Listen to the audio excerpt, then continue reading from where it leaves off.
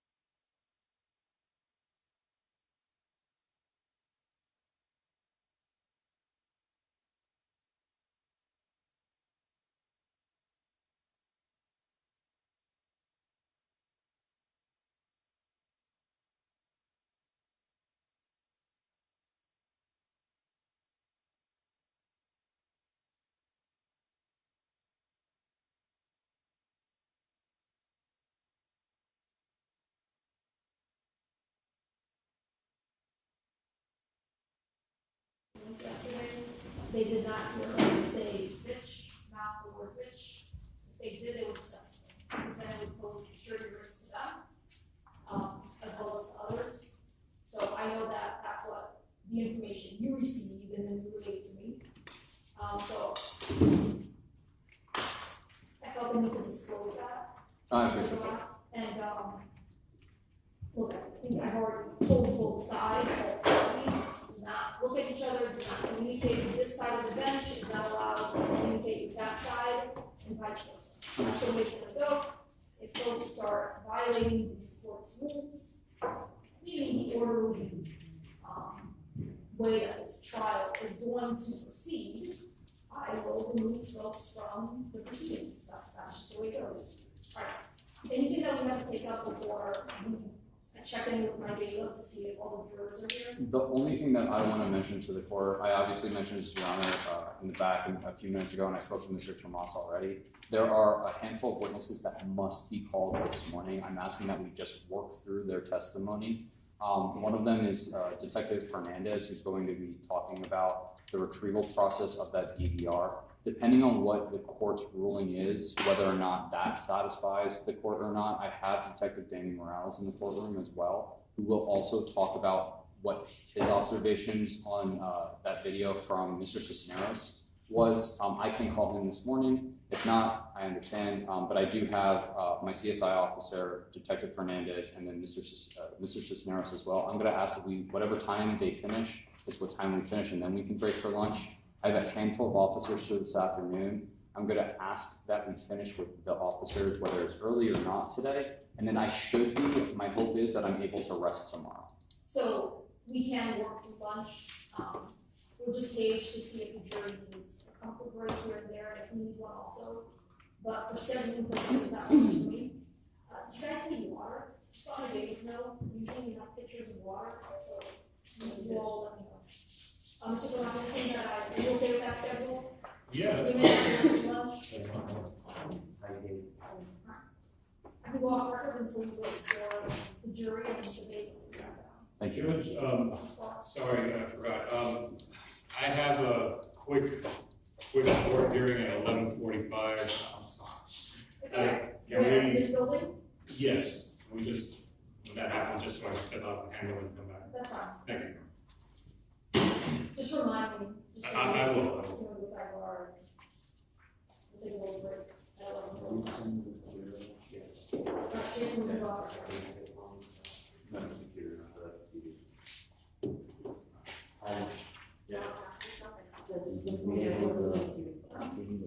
We're just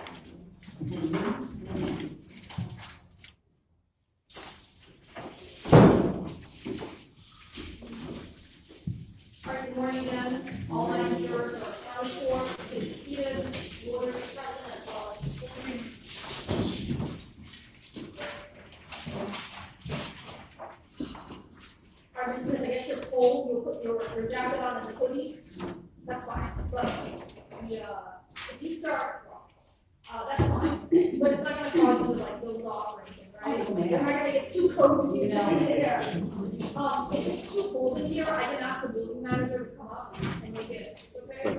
We'll let you know. All right. State your next witness. Judge, at this time, the state calls Detective Zapata to the stand. Permission to read. Go ahead.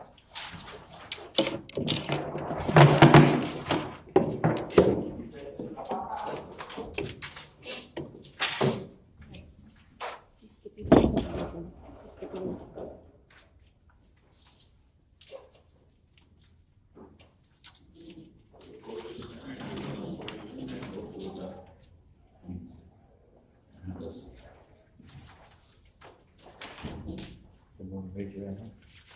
Do you solemnly swear affirm that the testimony about to give the truth, the whole truth, and nothing but the truth? Yes. Yeah, please read that.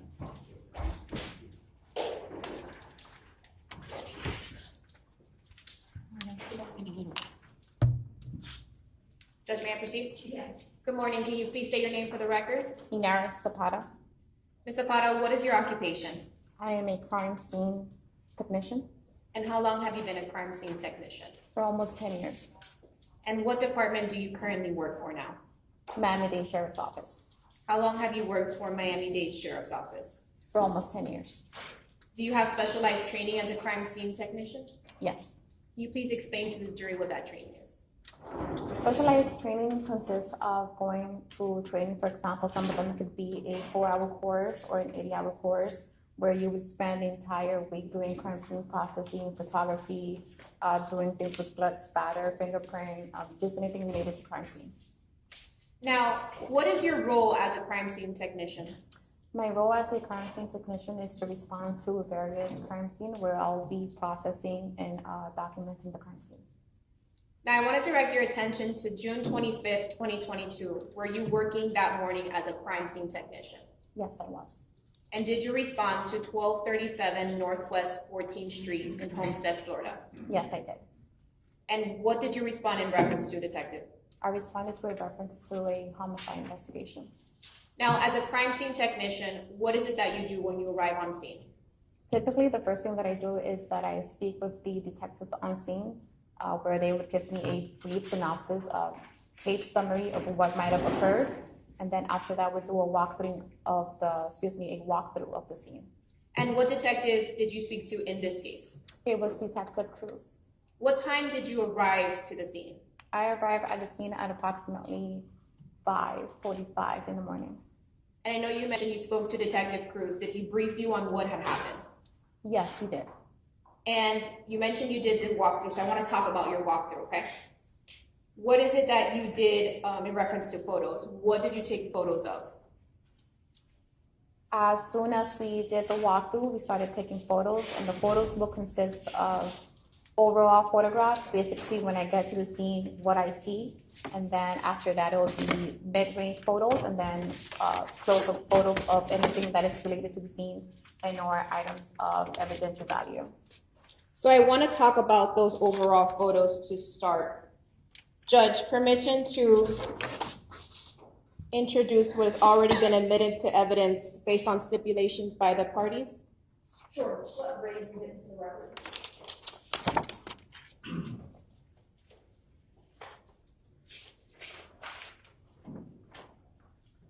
Stay Exhibit 1L, marked for identification, now becomes Stay Exhibit 8. And 1M, Stay Exhibit 1M, marked for identification, now becomes Stay Exhibit 9.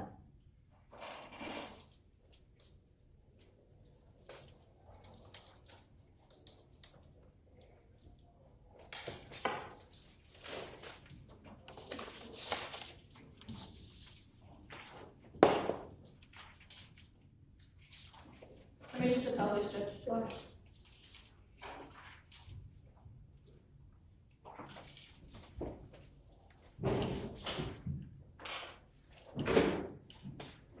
Now, Detective, what are we looking at in this case? What is this photo? What we're looking at is kind of like a bird's eye view of the scene where I responded to. And what is this photo? That photograph is a front view overall of the front of the residence. And is this where the residence is? That's correct. And this photo? That photo shows an eye's view of the entire scene. And what is this photo focusing on here? That photos is showing the also part of the scene, but more so concentrating on the alleyway where the victim was found, and also 2 vehicles. Is this the alleyway that you're talking about? That's correct.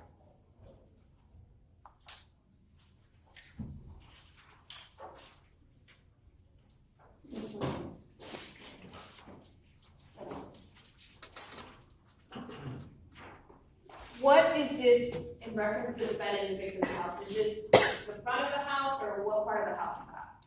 That is the front of the house if you're viewing it from the street. Next.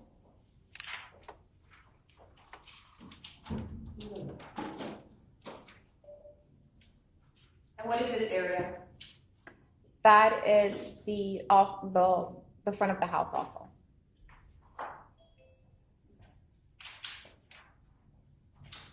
Now, where are we in this area? We are in front of the house, but at an angle of the front of the house.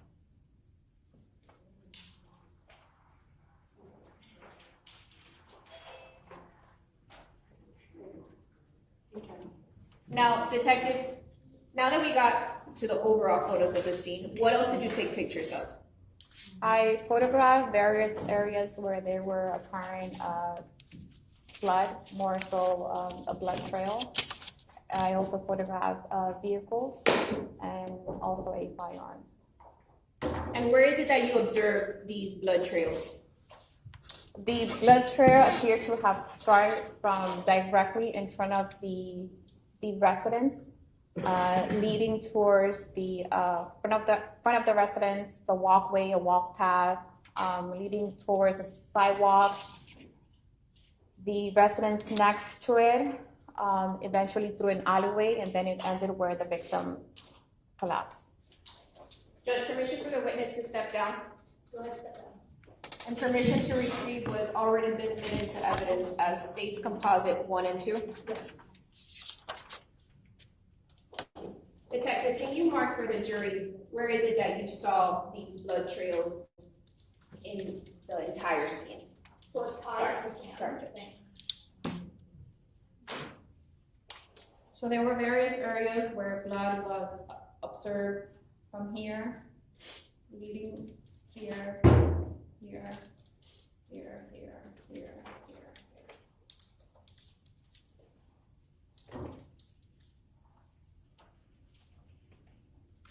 And there might have been some on here. And where is the alleyway for the jury?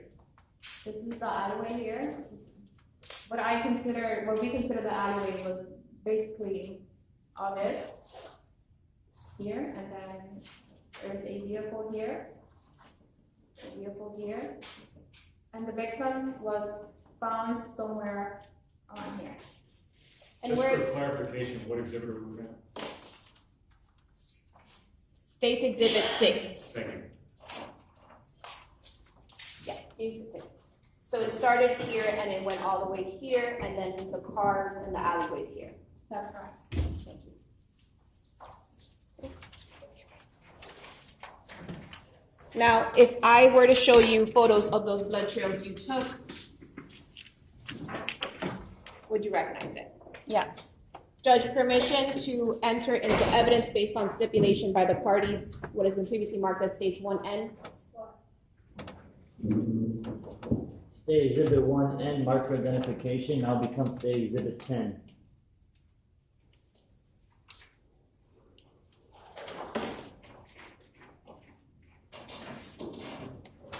Now, before I show you the photos, Detective, how is it that you marked where those blood trails you observed are?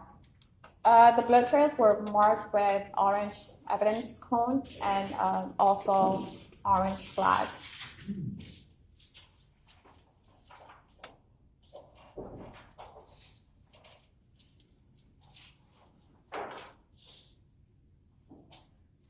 Now, where was this blood trail at?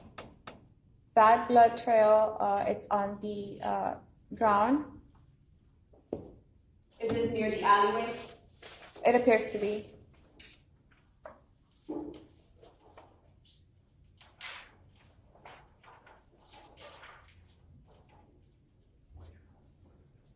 Now, I see an evidence marker here. Is that where a blood trail was as well? That's correct. And the defendant's house, is it onto the left? That's correct. Was this, what area was this blood trail? That blood trail, it's on the walkway right before that previous photo that we saw the vehicle, that was behind the vehicle.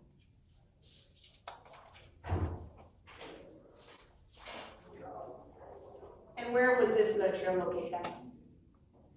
That blood trail was on the grass. It might have been on one of the residents.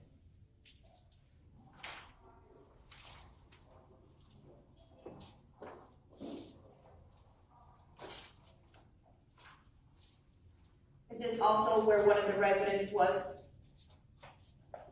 Yes, that was leading towards, it was in front of the another residence leading towards the back way of the house into the alleyway.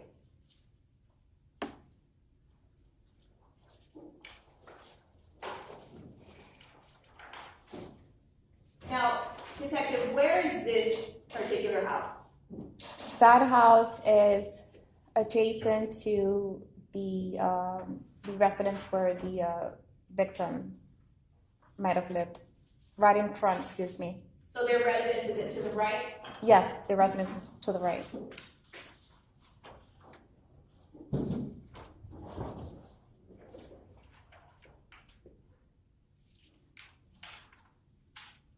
Was there significant blood trail on this truck right here? Yes, there was.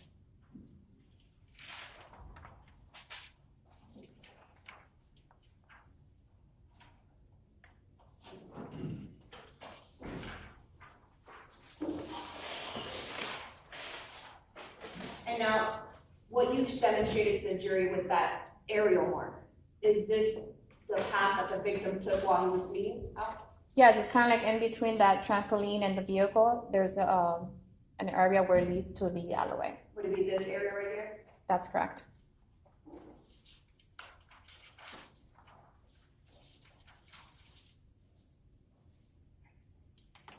Now, detective, I know you mentioned that the blood trails were on some of the cars and also in some of the alleyways. I want to talk about the alleyway now. Did you take photos of the alleyway? Yes, I did. What was it that you observed in the alleyway? In the alleyway, what I observed was also, in addition to the blood trail, there were two vehicles, and obviously where the victim expired. What color were the two vehicles? The first vehicle is a red truck, and the second one is a silver vehicle. The silver vehicle, where was that vehicle located? The vehicle was located in the alleyway. In relationship to the body, it was towards the victim's feet, in front of the victim, but in the alleyway. Judge, permission to enter into evidence what is already, based on stipulations of the party, what's previously marked as stage 1-0. The exhibit 1-0 marked for identification now becomes the exhibit 11. Good.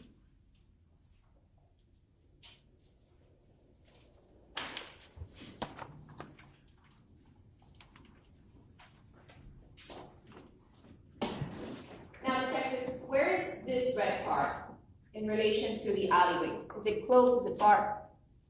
No, it's relative nearby the alleyway. And is this, why did you photograph right here? Apparent blood. Is the blood located right here? Yes. Now, in the aerial scene that we already showed the jury, is this the alleyway we were talking about earlier? Yes, that's leading towards the alleyway.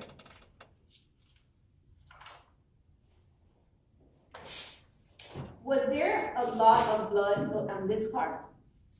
Yes, there was a significant amount of blood.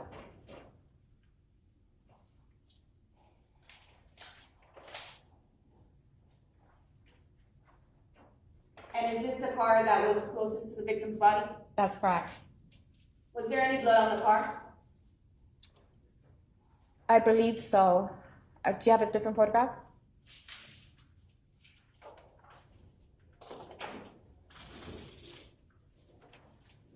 Now I want to talk about the victim's body. What did you see when you observed it? The victim was covered with a yellow first aid blanket. Underneath the blanket, it was a victim, and he had a tourniquet on his right leg. Did he appear to have injuries? Yes, he did. What were those injuries?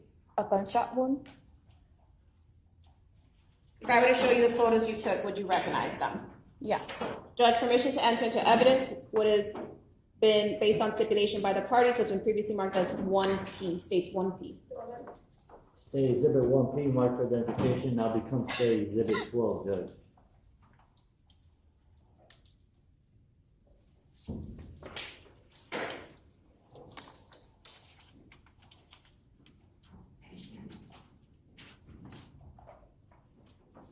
Now, Detective, are these evidence markers blood trails as well? That's correct. And this yellow tarp, is that what you were talking about earlier, where the victim's body is? That's correct.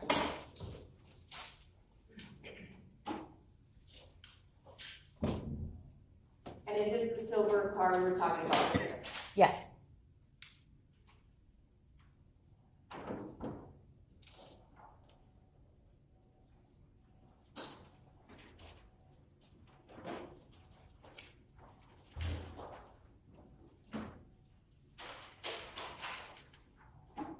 Where was that money found? That was also in the alleyway, in close proximity to the victim.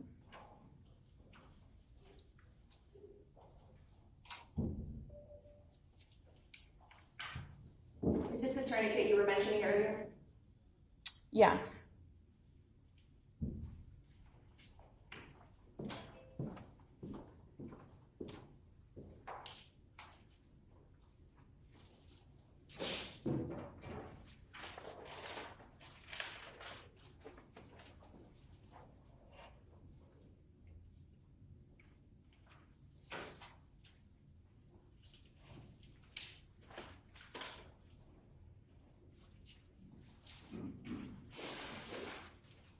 Now, Detective, aside from taking photos, did you collect and document any other evidence from the scene?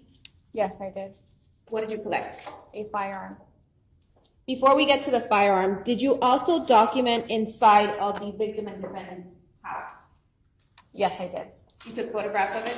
That's correct. If I were to show you those photographs, would you recognize them? Yes. Judge, permission to enter into evidence based on stipulation by the parties, what's been previously marked as states 1Q. Say exhibit 1Q, marked for identification, now becomes say exhibit 13, sorry.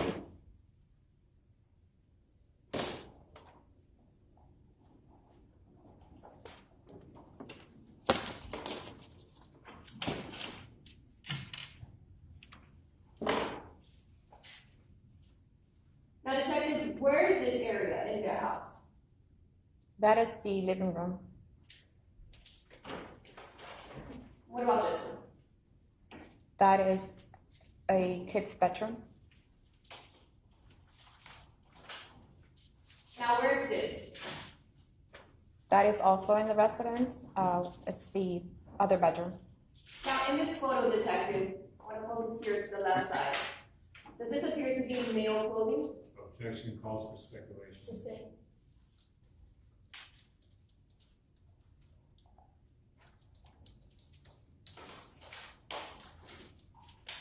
Now, let's talk about the firearm, Detective. Where did you observe the firearm was? The firearm was located in a tree that was practically directly in front of the residence. Was it located in plain sight? No, it was not. Where was it located? It was. Where did you photograph that it was located? It was. So you have a palm tree. Sorry, I just kind of to show you guys. You have a palm tree, and then at the bottom you have the trunk, and then it had branches and bush. It was inside of it. Now it wasn't visibly. You couldn't visibly see it. You had to kind of like move out the branches in order to see the firearm. Judge, permission to enter into evidence based on stipulation by the parties was previously marked as states 1R. Stay exhibit 1R, marked for identification, now becomes stay exhibit 14.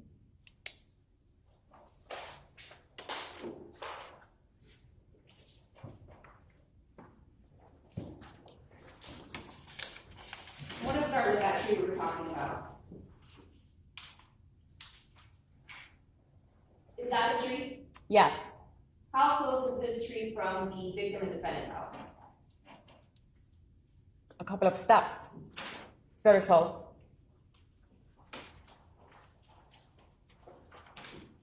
And is that the firearm that was located? Yes, What type of firearm is that? it's a semi-automatic. Did it have a magazine? Yes,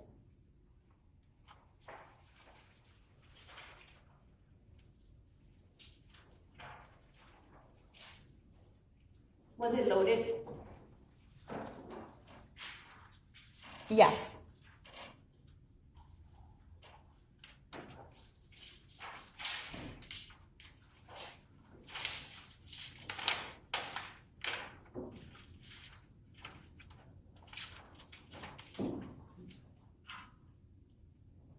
Is that where you found it?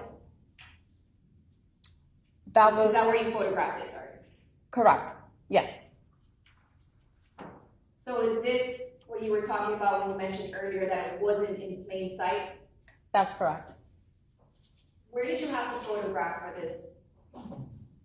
Can you repeat the question? Where did you have to photograph for it? Did you have to go inside the tree and photograph? Yes, we had to move some of the branches out in order to be able to see the firearm.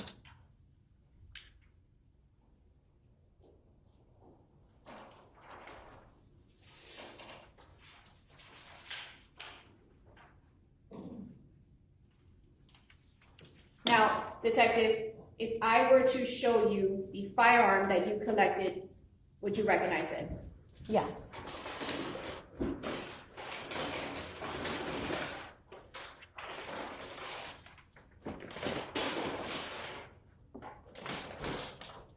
Now directing court, counsel, and witness to what has been previously marked.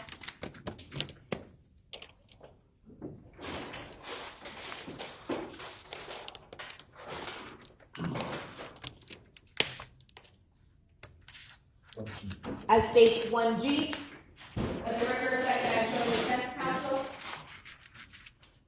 Judge, permission to approach the witness? Standing permission. Oh, yes, Judge. Detective Zapata, is this the gun you collected from the scene on June 25th, 2022?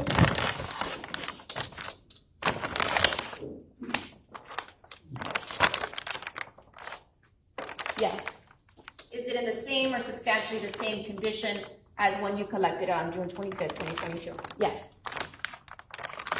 Your Honor, I now move into evidence what has been previously marked as stage 1G. No, Your Honor. Stay exhibit 1G, marked for identification, now becomes stay exhibit 15.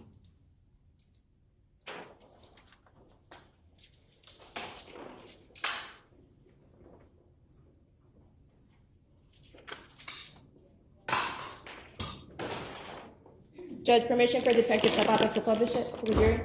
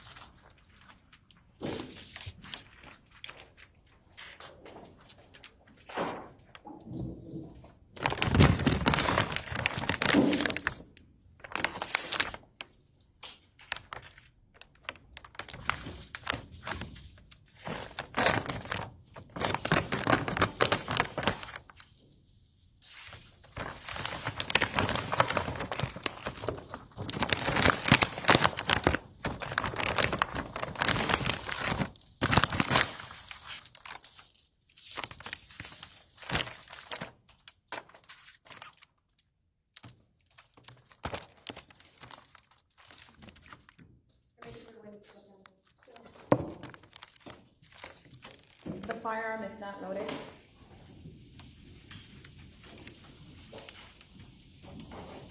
This is the firearm that we recovered on scene.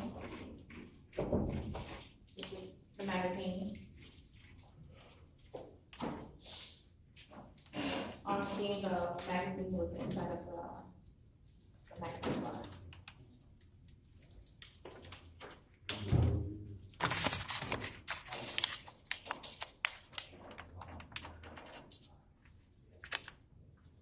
This is the cartridge that was located inside of the firearm.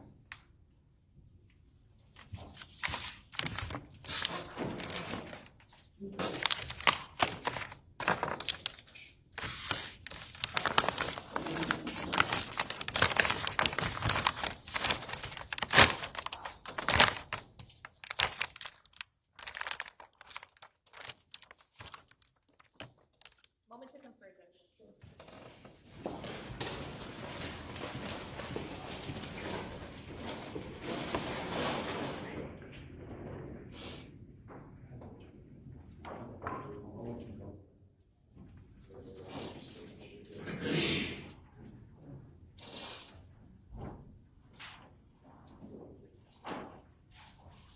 No further questions, Judge.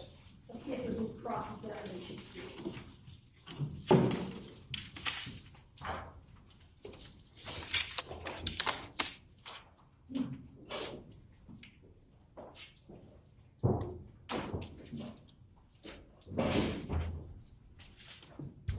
Can I see exhibit 6 real quick?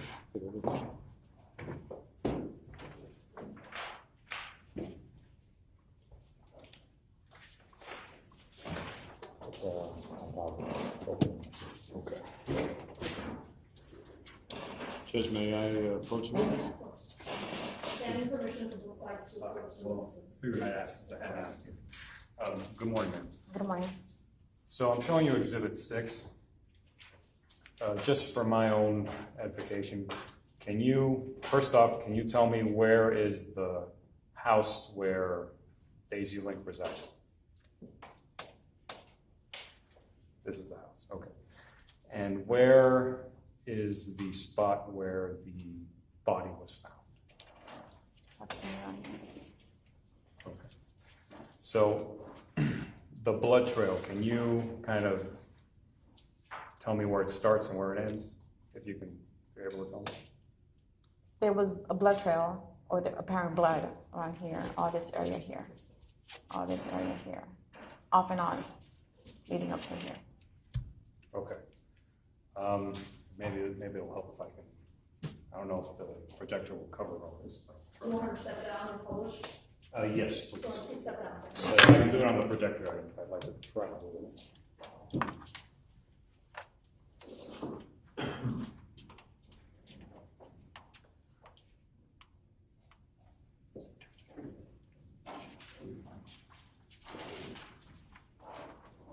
Okay, ma'am, do you mind?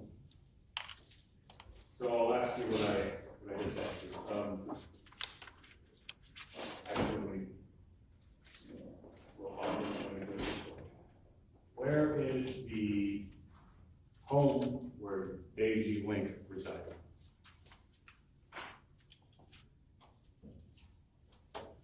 This home right here. And there's a red line here, which signifies a blood trail, is that correct? Yes, the line that I attempted to draw signified where areas where there were on and off apparent blood leading up to the body.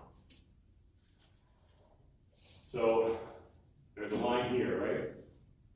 Is that correct? There's blood there. Well, there's also, you drew a line signifying that, correct? Correct. All right, so we start here, goes all the way over here, all the way over here, and then we'll move this down a little bit. Turn this around. Then that line comes over here, and you said the body was found here, is that correct? Where the X is? Approximately. And there was some blood over here, and apparently it went as far as this white car over here, is that correct? No, that, this here, this line all the way here, I was just talking about the alleyway. Not the Okay. other. So this, on the right side, this red line, this circle, there's no blood over here, is that what you're saying? Correct, not that I recall. So the blood that we found, it would be all in this section, correct? And in the alleyway. And in the alleyway. Anywhere where we see a red line other than this part, is that correct? Correct, and maybe somewhere. All right. So let me turn this around again.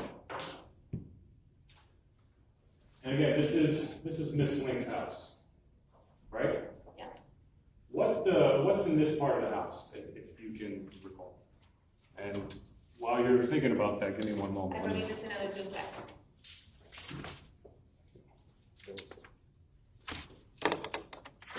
Just give me one moment. Okay.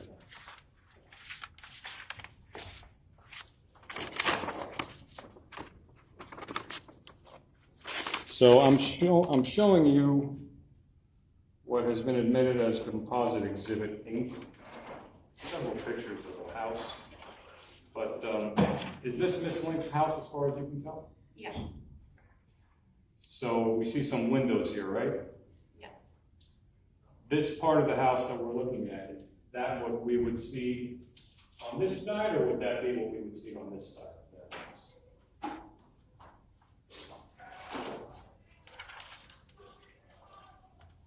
Should be on this side, if I recall correctly. Okay.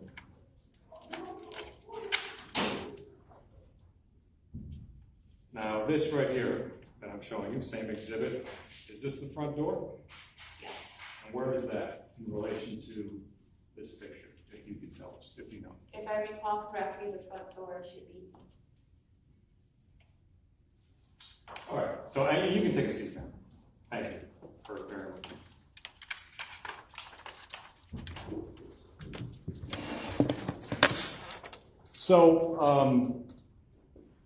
So we can agree that based on the blood trail, based on the red line that you drew for us, Mr. Jimenez was right at the front door, right? At one point. It appears to be. Thank you. No further questions.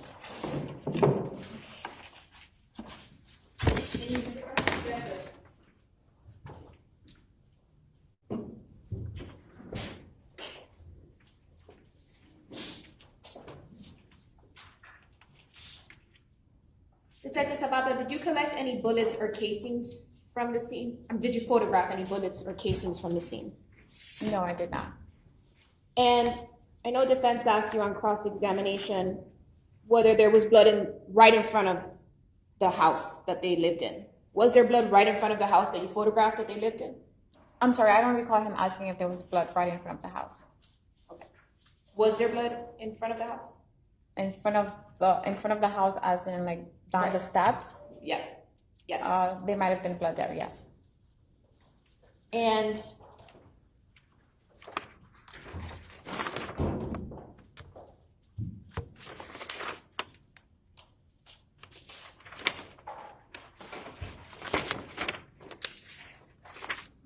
if there was blood, Detective Zapata, would you have marked it with an evidence marker or flag? If it would have been right in front of the house, it should have been something. If not, then you would have been able to see it with the photographs. I'm showing you what has already been entered into evidence as states 1, Exhibit 8.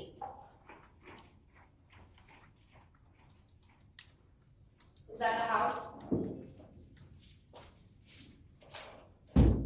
Am I looking at the? The front. The front. Yes. Is there any markers or anything there? No.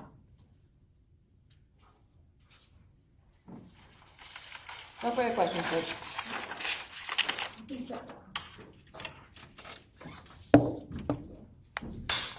May the witness be excused, Judge.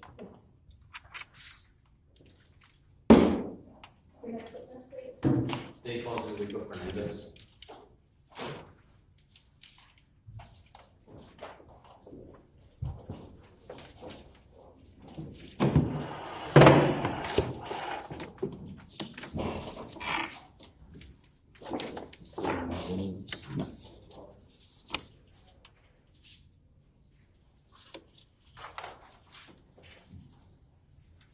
Raise your right hand, please. You solemnly swear affirm the testimony about to give the truth, the whole truth, and nothing but the truth? Yes. Go ahead.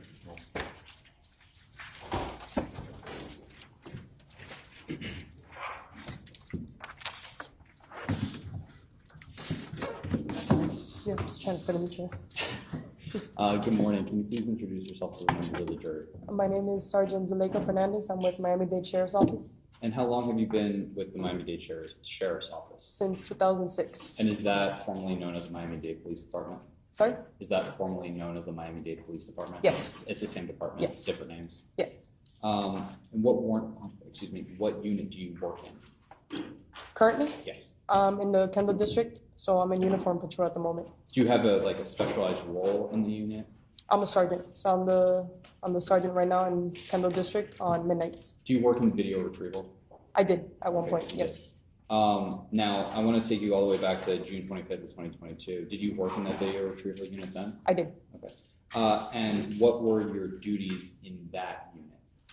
My duty was basically to respond whenever detectives from different bureaus would contact us to export video evidence for their case. Okay. And in order to be in that unit and to retrieve those things, do you get any kind of specialized training? Yes. Can you briefly explain to the members of the jury what that training is? So I went to Dorothy Stout training. It's a 3-day course, which actually it teaches you how to export videos from different systems.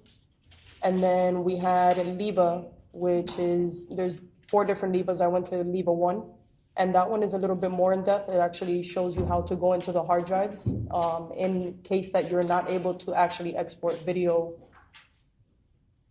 the native way. So then you would basically go into the hard drive and try to get the video that way. And would it be fair to say that based off your training that you get in the video retrieval unit, that you get specific trainings on different types of recording systems?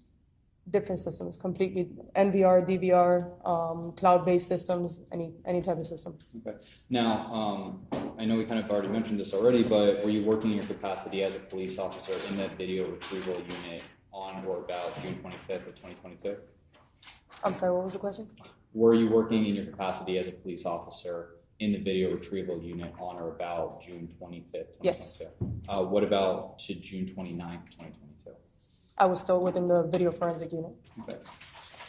Now, before we move on to those dates, can you explain to the jury the process of actual video retrieval? So normally what we do is we actually document everything about the DVR, from the serial numbers to the cameras that the system actually holds to the amount of cameras that are actually working at the time. If there is any offset, so if real time and offset do not match, we actually document that to show that even if we pull video for specific times, the reason we got that video at that time is because DVR time and real time were completely off. We document the earliest recording, so anything from if the incident occurred in May, but the actual DVR holds video until March. So you can go back all the way to March. We document the cameras and the actual times that the detectives request, and that's pretty much it. And are you trained in the process of, let's say it doesn't work, if you're called out to a scene, it doesn't work there, are you trained in the process of, let's say, bringing it back to headquarters to retrieve it in a different way? Yes, so if we're not able to export on scene, we obviously speak to the detectives first, let them decide. We'll let them know in that moment, hey, it's not working, we're not able to export on scene. However, we do have DVR examiner back in the office, so we could plug it straight into the hard drive and try that method. Can you explain to the members of the jury what that DVR examiner is? DVR examiner allows you to go into the hard drive and export the entire thing, so the entire data on the actual hard drive. Now, does it work for every single unit, or are there sometimes failures? No, there's definitely failures. A lot of times when you get hard drives, either they're already failing or they're corrupted. And if you plug it in, it's the same thing as a USB. A lot of the times they get damaged over time. Now, on June 29, 2022, did you respond to 1300 Northwest 15th Street? Yes. Why did you do that? I was requested by homicide detectives to respond. And do you know who the owner of that home was? Personally, no, I don't. But did you know his name? Cisnero? Is that a Robert Cisneros? I'm not sure. Is there anything that would refresh your recollection? I could look at my report and see. If you can, don't, just look up when you're done. Yeah, refresh your Robert memory. Cisnero. Great, thank you. Did you make contact with him? I didn't. I made contact with the detectives. The detectives were the ones making contact with him. Okay. What, if anything, did you do after arriving on scene? Once they allowed me to access the DVR, that's exactly what I did. I went straight to the DVR and I started working on trying to get the export. Okay. Did the homeowner give you consent, or did you have to get a warrant to get that DVR? I would have to look at my. Please. So it looks like it was verbal. Verbal consent. Verbal consent. Okay. Now, can you explain to the members of the jury what DVR system Mr. Cisneros had? So he had a Shield DVR, which is it's a regular CCTV system. It's not cloud-based, it's not MVR. There is no client, anything like that. It was just a basic DVR system. Was it an older model, newer model, if you knew? I wouldn't know that information. Is this a model that you were familiar with? Yes. Can you explain to the members of the jury what that DVR had, like in order for you to download it? To export? Yeah. So normally with that system, you would go to their main menu and you would either look for the backup or the export option of the system. So the route that we were going to take that day was USB, which would be the native export. Did it have a USB port that you could plug in to download? Yes. Were you able to download it on scene? No. Why not? For whatever reason, when I went, the dates were available and the system actually went back to April. However, when I went to go back to the times to actually export the times, for whatever reason, the times were not available. Okay, but the date was? Date was. Was there any evidence of any kind of tampering anyway with that system when you were viewing it? No, because for me to say that there was tampering, I would have to say that the entire hard drive was completely wiped out or formatted. Can you explain that to the members of the jury? What do So, you mean by that? with DVR systems, you can't go back and delete just one incident or one day or 1 hour, 2 hours. When you format a hard drive within the DVR, it completely wipes out the entire hard drive, meaning everything will just disappear. And in that case, the date was available, everything went back to April, which means that nothing happened. There was no way it was formatted. Okay. Now, before we move on, were there specific days or times of interest that you were attempted to cover? Yes, if I could look back on my Please. report though. So they wanted June 25th, 2022, 3 a.m. to 4 a.m. Now, were you able to confirm at the time before you were trying to retrieve that video that the DVR itself was in working order? The DVR was working. Yeah. Now, when you said that you were unable to download it via a USB, what, if anything, did you do next? Once I wasn't able to export, I let the detectives on scene know. And at that point, I believe they received consent from the owner to take the DVR for further examination. Did you take possession of the DVR? I did. And where'd you go with it? Once I get the DVR, I take it back to the office. And what did you do at the office with that DVR? At the office, I plug it into DVR Examiner, and at that point, I attempted to conduct DVR Examiner on it, and for whatever reason, the actual hard drive was not scanning. It wasn't even allowing me to get to the point where I could export or even request to export. Can you explain a little bit more what that means? So I would plug it in to DVR Examiner. I would scan the DVR to actually pick up the hard drive, but it wasn't picking up the hard drive at all. Was there any evidence of any kind of tampering when you were doing that? No, Why not? because I couldn't even get to the hard drive. So the fact that you couldn't get to the hard drive was evidence itself that there was no tampering? To me, evidence enough that the actual hard drive was damaged or somehow corrupt because I was never even able to enter into it. I was never even able to get into it enough to do anything. Okay. What, after that, did you inform anybody that their video was unable to be recovered? Yes, detectives. Detective Jurors. Chinoris. Sir, yes.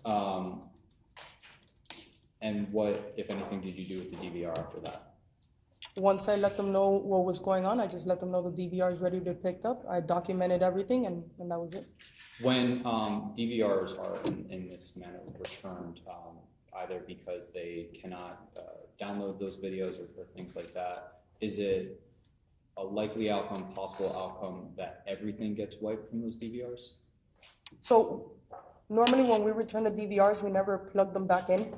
And the reason for that is because if you plug it back in and there is, for whatever reason, data on there or anything like that, that they will need later down the line, if you plug it back in, it normally resets the hard drive altogether. So a lot of times we don't do that because just in case the detective says, hey, we need more time, or we need to pull extra time, we just got more information. So we don't plug it in for that reason. Did you purposely delete any video in this case? No, Is there any evidence that anyone purposely deleted any kind of video in this case? Oh, good answer. no.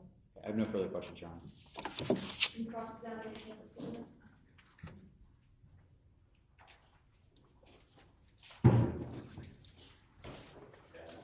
Good morning. Good morning. So ma'am, I just wanted to clarify, because you said a few moments ago that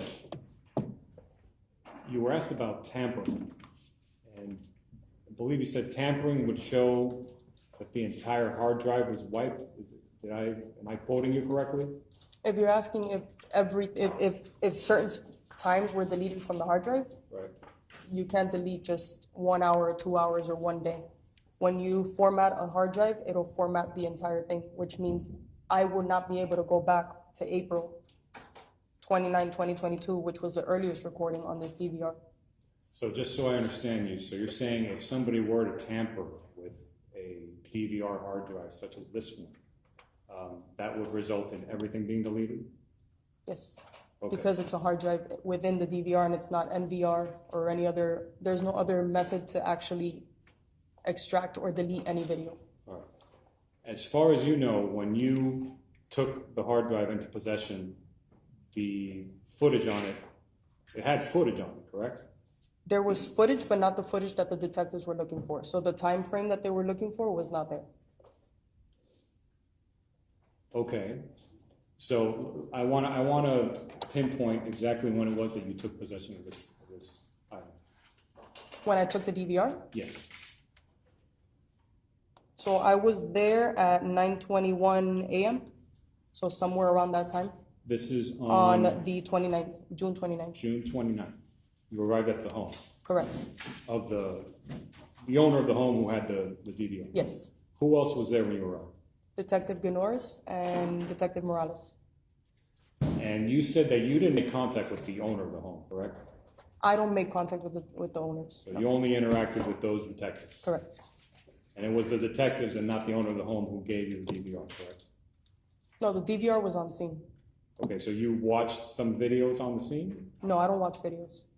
I only export the videos that they're requesting. Did you unplug anything? I unplugged the DVR once I noticed that it was no longer an option to export on scene. And they advised that they gave consent and that they want to take it to the office. Without telling me the contents or what it is that you saw, if anything, did you see anything, any footage from that DVR before unplugging it? No. No. Okay. So how is it that you know that, well, you said, so you weren't talking about what's on the DVR. You just tried to download it on scene and you were not able to do that, correct? Correct. And that's when you took it with you, Correct. correct? So is it fair to say that you yourself weren't able to verify what videos were or were not on the DVR at that moment? Because you didn't see anything. I didn't view any video. Yeah. Okay, so you can't say what videos were or were not on the DVR at that moment. No. All right, thank you. You get back to the station, and at the station you find what? That there are no videos on the DVR? No, when I got back to the station and I plugged it into DVR Examiner, it will not scan the hard drive. So I was never able to pick up the hard drive to get to the export. You couldn't get into the hard drive? No. Were any attempts made to, rather than get into the hard drive, to at least view what was on the hard drive through another screen or another monitor? No, Why not? because I went through the export option to try to get the times that they wanted, and it said no record, no data, so the times are not there. So from your perspective, when you checked, are you saying that there was no video for you to watch, even if you could watch the video? I wouldn't go back to watch the video. I only export. I understand, but your goal is to download these videos to be watched so that you can watch them at a later time, correct? No, What do you mean? I don't watch the videos. I only export the video and then I provide it as evidence to the detective. Let me rephrase. Your goal is to get this video so that somebody, like a jury, can watch this video at a later time, right? For me, it's for the detectives. I don't do anything as far as the case goes. I get the video, whatever it is that they ask for, camera, dates, times. I get that video, I put it onto a USB, and then I would put it onto a disk. Then at that point, that's the evidence. Let me rephrase my question. Let's assume that the detectives asked you to do this because they wanted to have a video, which is evidence, which they could later arrange that video to be played in front of a jury or a judge at a trial, Okay. right? Okay? So your purpose was to get that video so that they can use it later, right? Yes, You tried to download it for that purpose and you weren't able to because as far as you can tell, the DVR didn't have any data on it, correct? it had data. It just wasn't exporting the dates and times that they were asking for. All right. So you couldn't export it. However, you know that the detectives were able to watch some of the video before it was taken from the owner's home, correct? Normally, when they ask us to come out, it's because they've already reviewed video. Okay. So we know that it was working and you could see videos on it before it was taken from the owner's home, right? What was that, sorry? We know that this DVR has footage which the detectives supposedly had already seen, and that's the reason why they're sending you to retrieve it, right? Yes. You're not able to retrieve it. No. So wouldn't it be effective to plug in that DVR, which you're not able to get anything from, plug it into a monitor to see if you could still play the videos, just like the detectives had done back at the person's home? It would have been the same thing. I'm just taking it from one monitor to another. What I was able to see on scene is the same thing that I was going to see back at the office. Right, but you could see it, and then you could record it another way, right? Like No. a body-worn camera, or with a phone, or just record something so you preserve it as evidence, right? There was no evidence. I was not able to export the dates and times that they were asking. And I think we're not understanding each other. I understand that you couldn't download it, but my question is, your job is to retrieve this so that it could be watched later. We've established that, right? So you can't download it. So as an alternative to accomplish your task, my question to you is, isn't it true that you could have found the monitor, plugged in the DVR, play the video that you're looking for, and record it with another device, such as the body-worn camera that you're wearing,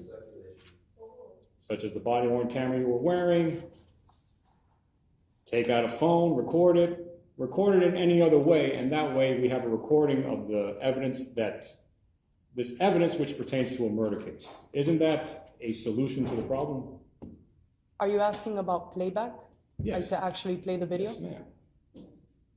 My job is not to play back the video. My job was to respond and export the video. Okay. But he's asking, did you have the option of playing it? And Yes, the playback option is there. But my reason for responding was to export the video. And when I went to export and it will not be exported, at that point we took the DVR back to the office. All right, so all those other options that I just explained to you, none of that was done, correct? No. And at some point, the DVR was returned to the owner, correct? Yes. And if the owner, when he got the DVR back, found that everything had been erased, can you explain how something like that could happen? If I run DVR Examiner, like I said, I don't plug the hard drives back in for that reason, because it usually resets the hard drive or wipes it out completely. So you wouldn't have wiped it out completely? No, Right. no. So if we have a DVR that was in this home and this DVR had about a month's worth of footage on it. Then it's taken from the home. And then sometime later, it's returned to the home. And now, when it's at the home, it's working fine, but all that month-long footage is gone. How do you explain that? How does something like that happen? I can only tell you that I unplug the DVR, plug it into DVR Examiner, and normally when we plug it back in, which is the reason why we don't do it, we don't plug the DVRs back in when we return them in case detectives need more data later. Normally when you plug it back in, it formats and resets the hard drive. So is it fair to say that as you sit here, you are not able to tell us how it was that a month's worth of footage was lost while it was in police custody? You're not able to tell us how that happened? No, sir. Thank you.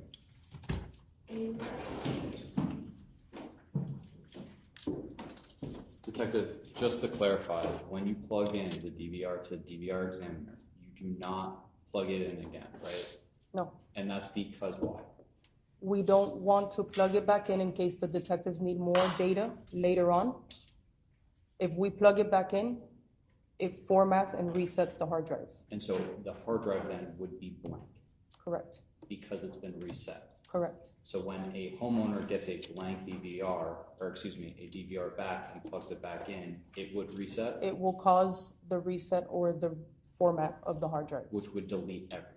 Yes. Great. I have no further questions, Your Honor. I'm going to go sidebar. You can step down.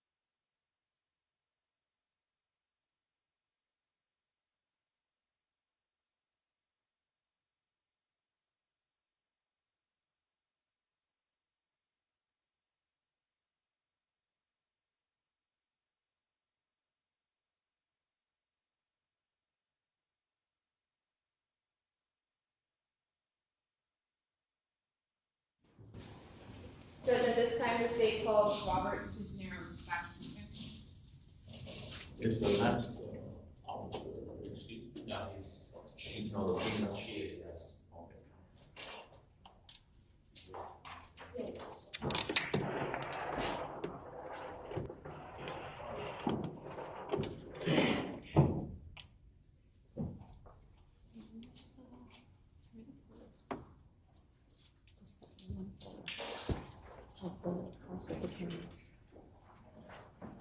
Mr. Cisneros, come back in.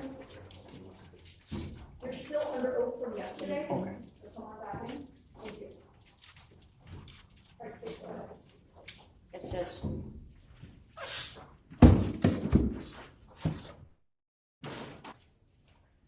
Good morning, Mr. Cisneros. Good morning. So I want to go back to where we kind of left off yesterday. You mentioned that the police came to your house to ask for your cameras. Yes, Did you view those cameras with the detectives while they were playing it? yes, Did you spend time? yes. Can you please tell the jury what it is that you saw in that footage? Same objection. It's the same, late, the foundation. Understood, Judge.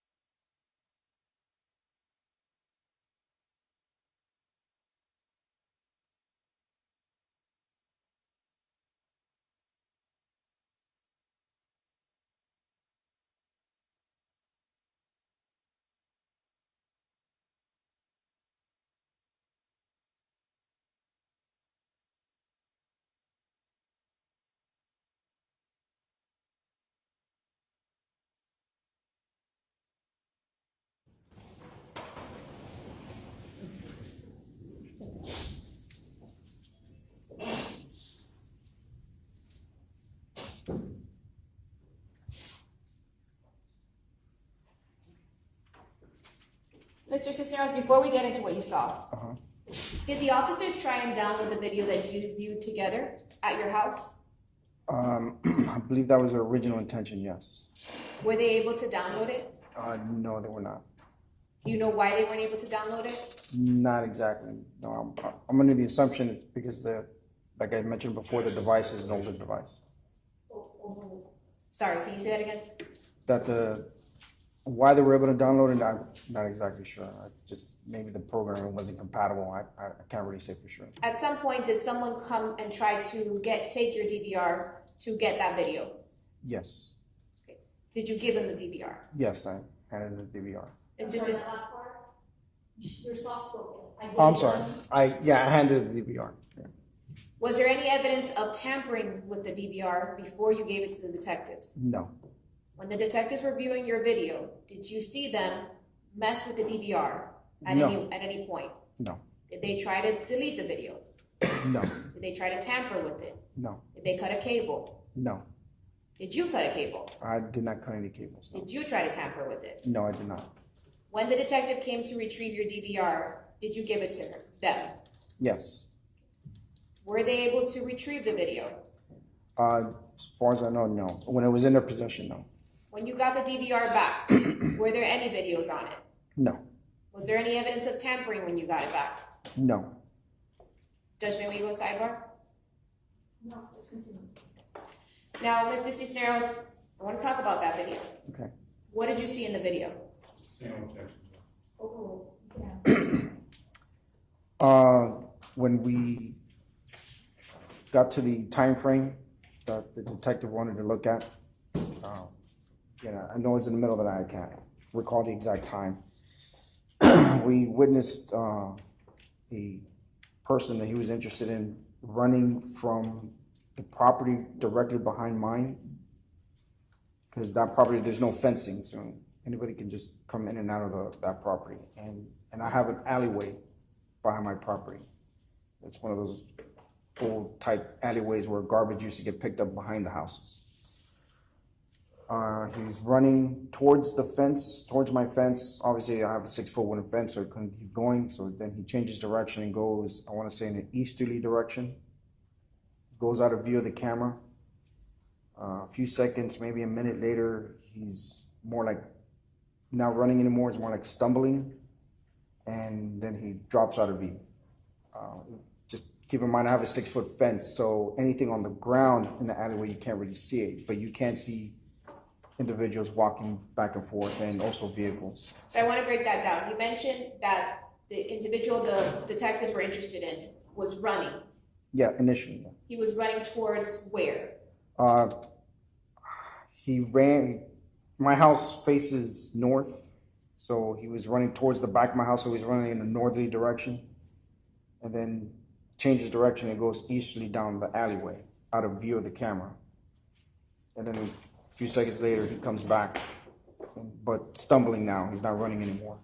You mentioned he was stumbling. Did he appear to be injured? Judging from my experience as a firefighter, the way he was stumbling, yeah, it did appear like he was injured. And when he stumbled, what area did he stumble in, based on the video you saw? He fell right behind my property, more on the easterly side of the end of my property, but in the alleyway. And what else did you see in the video? Maybe a few minutes or 10 minutes go by, there's a vehicle that approaches. You mentioned 10 minutes go by. Well, just More or less. just generalization. Yeah, I like, again, any kind of time that I give you, it's generalization because it's. So some time goes by, a vehicle approaches, what else do you see?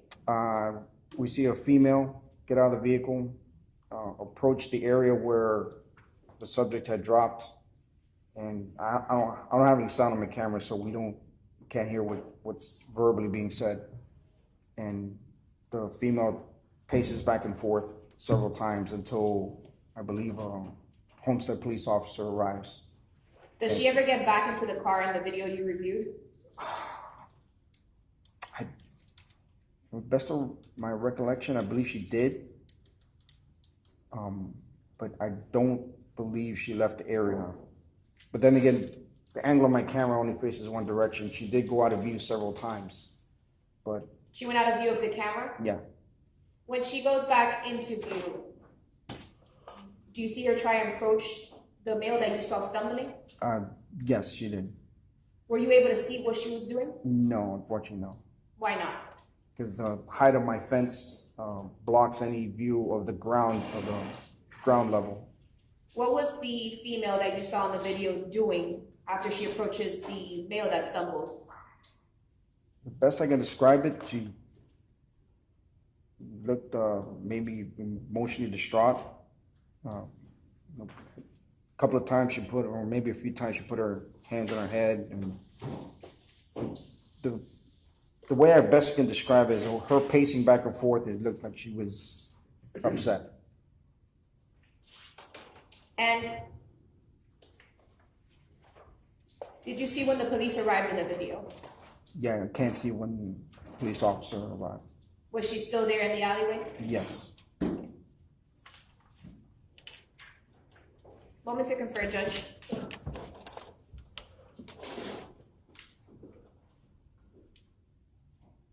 No further questions. Let's see if there's any cross-examination. Good morning again, sir. Morning.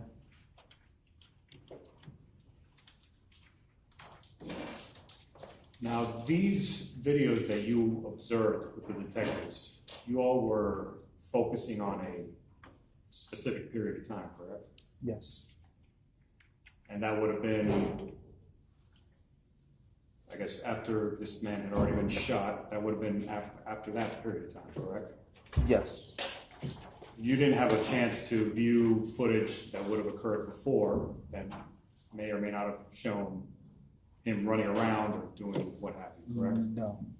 But that footage would have been there because you had, I think you said you had about a month's worth of footage on there, correct? Yeah, the cameras record 24 hours a day. And that month's worth of footage was there at the time that the police took your DVR, correct? Yes. And you said you got it back, what, a couple of weeks later? Yeah, More or again, less. time frame wise, it was a while. Yeah, Got it back, and when you got it back, there was nothing. correct. So when you got it back, well, you didn't erase anything because you had nothing to erase. No, Did you reset the machine? no, I did not. Okay. Do you have any idea how that month's worth of footage got erased? I can only speculate that since it's an older device, if it's not plugged into power, eventually the hard drive just deletes the images. But you don't know that, right? But not for sure. No, I can't say for sure. Okay.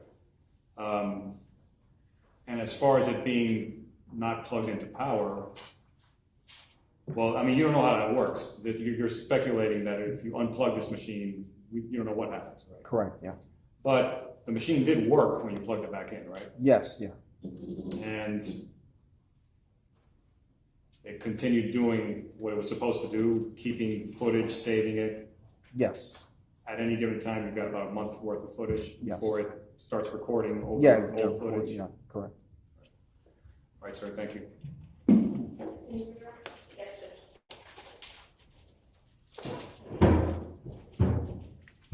Mr. Cisneros, how far does your camera that faces the alleyway, what's the width and length or length that it captures? Like how far does it capture out? It'll capture where my property ends in reference to the alleyway. It'll capture individuals or vehicles passing through the alleyway. Only through the alleyway? Well, it's mainly focused, like I mentioned, my yard is very small. It's only 5 feet from the back of the house to the fence line. So the whole purpose is just to focus on my property in case there's any trespassers or for whatever reason. But since it has a wide view, it does record, it'll see anything in the alleyway. But that's not its intended purpose. It's mainly just to keep an eye on my property in the back. Now, this incident happened at 1237 Northwest 14th Street. Can you tell us how close that address is to your house? We're on the same block. My house is on 15th Street, and then that address is right behind us. Would your cameras capture all the way to that house? No, there's heavy shrubbery, trees. The only thing you can see is just trees. There's really nothing, you can't really see anything past that point. So it wouldn't have captured, even if it wanted to, it wouldn't have been able to capture it? No, not past that point, no. Judge, permission to retrieve what's already been admitted into evidence as states 6. Mr. Cisneros, can you show, permission to step down, Judge, the witness? Permission for the witness. Can you show the jury where your house is in reference to the alleyway? My house is this. So when you mention your cameras only captured here? Yes. There's a doorway here, and cameras that, difficult to tell, but this is actually it right here, and pretty much this is what it seems. Now, are you able to say what direction, when you viewed that video, the male was running? Here, it came out of this area. The angle of the camera actually seen here. So it looked like it came from this general direction, and then he ran this way. Came from this direction, came in the view of the camera around here, and then he ran this way. Like I said, he disappeared for about a minute, and he comes stumbling back, and he actually, this is a canopy of a tree, but my camera can see underneath it. And it drops around here. And then where does the female that you see in the video approach from with the vehicle? I believe there was this general direction, because since it was dark, the headlights illuminated this entire area. So that vehicle was there the entire time. And then she walks in initially, then just paces back and forth several times until the first police officer arrives. Thank you. You can step down. Were you able to see in the video if she was ever on the phone or anything? No, I can't say for sure. Like I mentioned before, she goes out of view of the camera several times, so it's possible. Thank you, Judge. No further questions. You can step down. All right, folks, I need to take about a 10-minute break before we go on to the next witness. We'll probably go till about 12:30 today, and then we'll take our break at 12:30. So let's just go back into the jury in about 10 minutes. All right, for the jurors.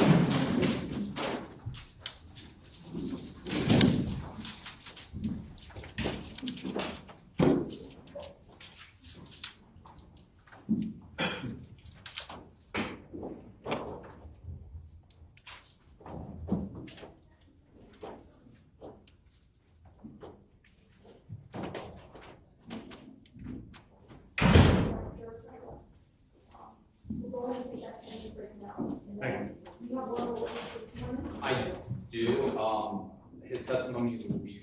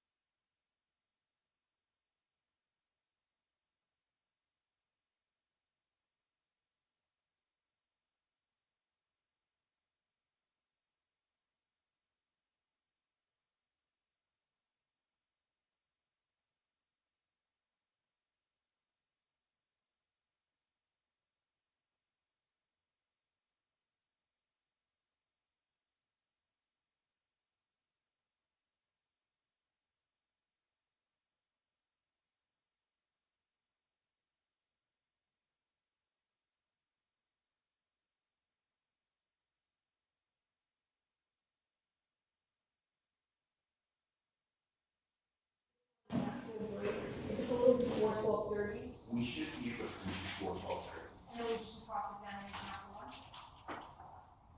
It's- Anyway, you have free reign to end a little bit before 12:30, if that's the natural break. Do not end after 12:30. It's the next officer that we're calling is the K-9 officer who found the firearm, so it shouldn't be. All right, sounds good. We'll do that.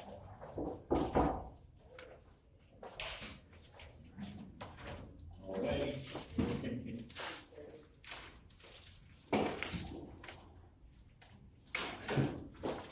All rise for the jurors.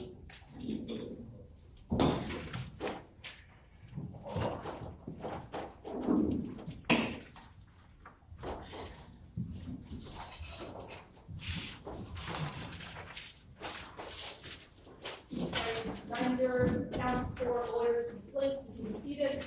The plan is still to break at 12:30 for lunch. The next witness to the state. Yes, Your Honor, the state called Pedro Jimenez. And thank you, our jurors, for indulging that. Incorporate that into your record.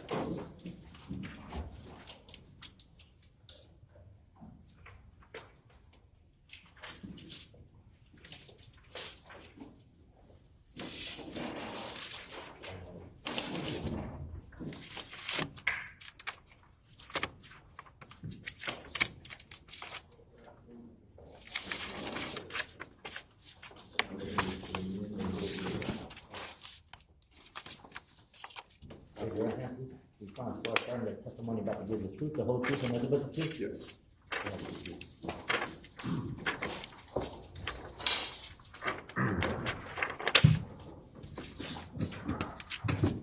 Good afternoon, officer. Can you Good please state afternoon. Can you please state your name for the record? Victor Gill. Okay. And can you please tell the jury what's your current occupation? I am a deputy sheriff with the Miami-Dade Sheriff's Office, How long have you been with the Miami-Dade Sheriff's Office? going on 26 years. So what exactly is your current assignment then with the Miami-Dade Sheriff's Office? I am a canine handler with the within the narcotics section, and I have a firearms detection dog. Okay. So can you describe to the jury what some of your roles are as a canine handler? My daily roles are to assist detectives in their investigations where they need to locate or assistance in searching for anything related to a firearm. Now, back in June of 2022, what was your assignment? Were you still a canine handler? Yes. Okay. So what type of training do you need to undergo as a canine handler? Myself and the dog in our unit, the way that it is the dog and I are chosen. We're both in my situation. I was a green handler, meaning I never handled a canine prior to this, and the dog was never on any scent, meaning the odor that they have to detect. So we both start off green. We have an independent trainer who trains us together, puts us through a whole process, and the dog, basically everyone knows what a dog does. They love to find food. We use that natural instinct to train them to find. We give them a toy. From the toy, we insert the odors that we want them to find, and then we go through the process of training together. So what's your canine's name then? It's a female Belgian Malinois named Nani, Nany. So you had mentioned that you were green with Nani. When did that happen? When did you guys first start working together? I got to canine in February of 2018. Okay, so then by 2022, you had already been together for a few years, then, right? That is correct. All right. So I want to break down a little bit about what you talked about regarding scent and how they're trained to find a certain type of scent with your toy. Yes. What exactly is Nani trained to find then, and how did you guys do that? So, like I said, it's the natural instinct of the dog to search and to find food. We take that natural instinct and we introduce what is a toy. I didn't bring my Kong, but it's a Kong. It's usually a red or black toy. We introduce that. We play with them to see their enthusiasm, to see how much they actually interact with you. In that process, now we introduce the two odors. The two odors that we associated to firearms are gun oil and black powder. The reason for those two odors is because black powder obviously is in ammunition. So when a firearm is fired, it also causes combustion, which makes the round go out the barrel. So that stays in on the casing or on the actual firearm. The gun oil, every firearm from manufacturing, from the first day that it has to be lubricated so that it can move, all the mechanical parts can move freely. So that's why you have gun oil and black powder, and they both have to be from inception fired to make sure that the firearm is working. So we know from day one, whenever this firearm was sold, it had to be through a testing process to make sure that it works and that it's oiled properly. So those two odors are the two that we associated to the firearm. Okay, so you mentioned though that you're in the narcotics section, but you look for firearms. Is your dog trained to look for narcotics too then, or? No, in our section, what we have is what we call single purpose. So sometimes you'll see some dogs will have what they call bite dogs, and then they also can alert to odors.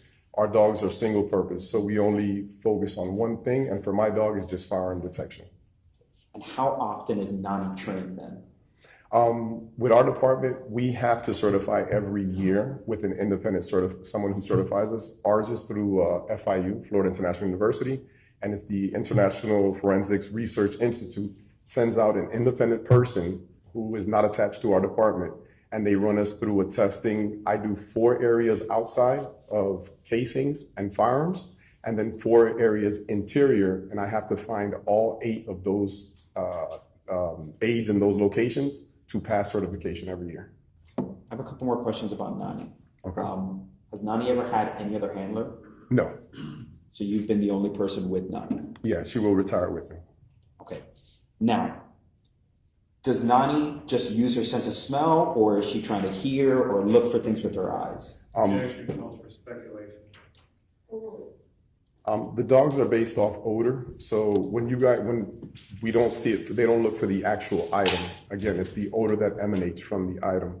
So it's the black powders and the oils is what the dog is actually alerting to. Okay. So I want to bring your attention then to the morning of June 25th, 2022, Saturday. Were you on duty that day? I was called out on that day. Okay. So you were called out, but did you respond to 1237 Northwest 14th Street in Homestead, Florida? Yes. Okay. Now, when you responded to the scene, how does that start off? What do you do? I usually make contact with the detectives. We do so many of these calls that we're just tools for the detectives. So we usually respond to the scene. We speak to the detectives that called us out to see how they need us to assist them in whatever way. So when you arrived on the scene, were there other officers already present there, or what? Yeah, there was already other officers present. Was it still night out or was it day? From what I recall, it was day. Okay. So were you given any specific roles or tasks during when you arrived?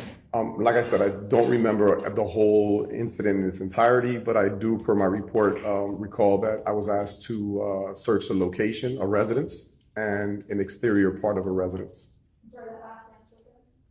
I was tasked, per my report, from what I recall, I was tasked to search a residence and the exterior front location of a residence. Now, at this time, as you're there with Nani, is there any other canine unit that's there at the same time? From looking at one of the reports, there was another handler that was present. Okay. Now, what do you do in order to prepare Nani to start looking for any evidence on the scene? For the interior search, one of the first things that we would do is run through the house or conduct a walkthrough of the house to make sure that the house is safe and there aren't any objects or anything that would interfere with the dogs, especially for safety concerns, for myself or the dog. So we talked about that there were multiple places, that Nani had done a search. On the actual property itself, inside or outside, did Nani locate anything? Yes. What did she locate? A firearm. Okay. Do you remember how she ended up locating that? Yes, that's the part that I do remember because it was not a normal situation. I was searching the front location of the area, and as I was searching the area, my dog pulls me towards a tree, areca palm tree, and goes into the branches or leaves of it and sits down, and that's how we know. And that's her form of letting us know that there's something present. Okay. So is Nani on a leash as well too? Yes. Now, are you standing in front of her, leading her where to go? No. You're letting her take control then? That is correct. Your Honor, I'm now showing defense what's been already introducing that evidence as State's Exhibit 14.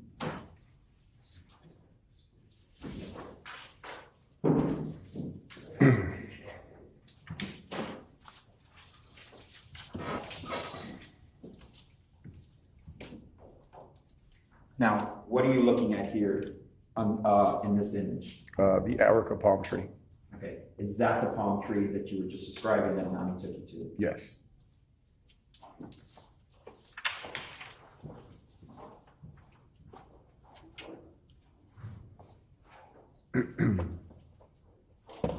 Now, we see this here. When Nani had sat down and signaled to you that there was something in the area, were you able to see it with your eyes what was there? No, I was not. Okay, so what do you do next then as you're being alerted to this area? I know that someone was assisting me from what I remember. We moved the branches, and as we moved the branches apart, you could see what appeared to be a butt of a firearm.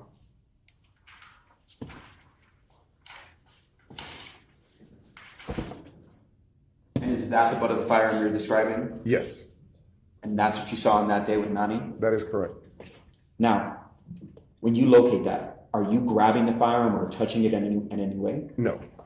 What do you do then? I just notify the homicide detectives and the crime scene technicians just for a chain of custody to make sure that they can itemize and document the property properly. So now that you've located the firearm itself, are you and Nani looking for anything else? I know that we continue to search to a certain extent, but there was nothing else that my dog located. Did you find any spent bullet casings? No, I did not. Did you locate any empty magazines or anything else, or just the firearm? Just the firearm. Okay, Your Honor, a moment to confirm. Your Honor, no further questions at this time. No, Your Honor. Thank you. Have a good day, everybody.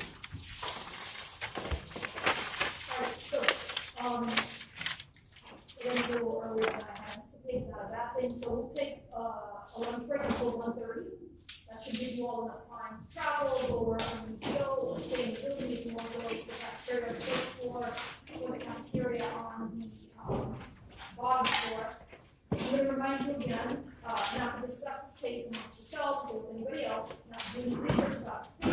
If you see anyone involved in this case, whether it's the defendant at this point, the lawyers or the witnesses or potential witnesses, there are my instructions to ignore you, please ignore them. Myrtle will tell you where to meet them on the, probably third floor. Yes, Your Honor. Go ahead and take your notebooks, put them in the envelope like yesterday, we'll take them from you, and then we'll give them back to you once we come back. We'll aim to start testimony at 1:30, so please plan accordingly, so we can start at 1:30, okay? All rise for the jurors.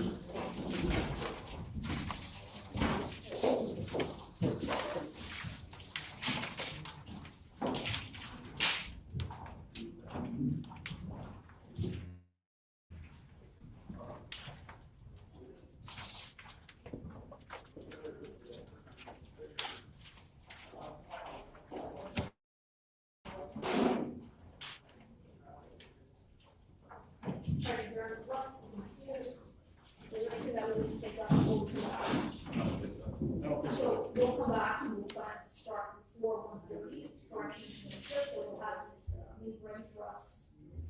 So we'll come back to minutes before 1:30. Could you inform this, Mr. Tomas, what witnesses you would like to call for today? I can let everybody know. I'm calling Danny Morales next. He is one of the detectives on scene. I've spoken to Mr. Tomas as well. I need to talk to Detective Morales first. I'm probably going to be introducing the defense phone up at this point and publishing one of our camera videos with Detective Jimenez, but I need to speak to him first before I do that. I'm calling my DNA expert, my firearms expert, another canine officer, and I think that's a good place to stop for the day. And then tomorrow I'll have one of my detectives, my actual extraction officer, and then a medical examiner. I think that's it. So 3 witnesses today, tomorrow. I believe so, yes. Okay. I never asked you this, Mr. Tomas. I know we've been talking freely about the victim. Is there a stipulation to legal ID? We're going to get to that, but yes. I will be stipulating, yes. All right. I have the stipulation. Okay, so thank you for talking before. Although I do know how this goes, right? We're gonna have a grieving family member on the witness stand. No, I'm not. I know, but just so Ms. Lynn understands why you would be stipulating Yes. to the legal ID, even though everyone's been speaking freely about who this man was, it still needs to be proven that was Pedro Jimenez, right? Yes. Okay. So we'll come back right before 1:30. If you guys need me beforehand, let us know. Thank you all. Thank you. Thank you all, Brendan.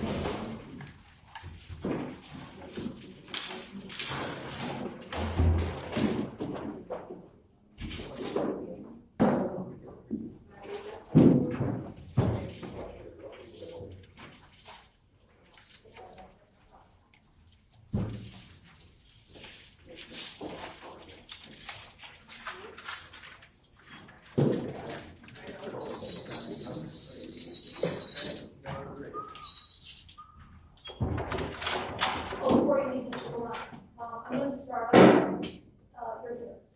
No, we don't. I'm gonna start at smooth again when we come back. I'm not gonna do it now. Because I'm not gonna let it keep running for an hour.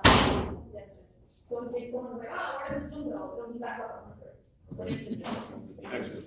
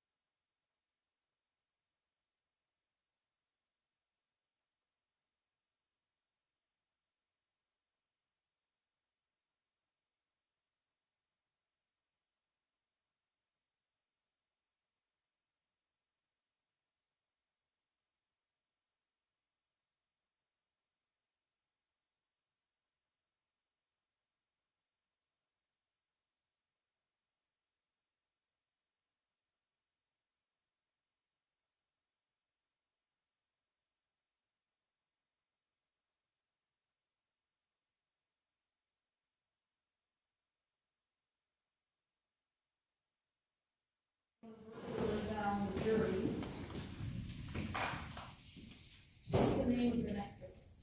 Harold Riobe, Your Honor. And the last name.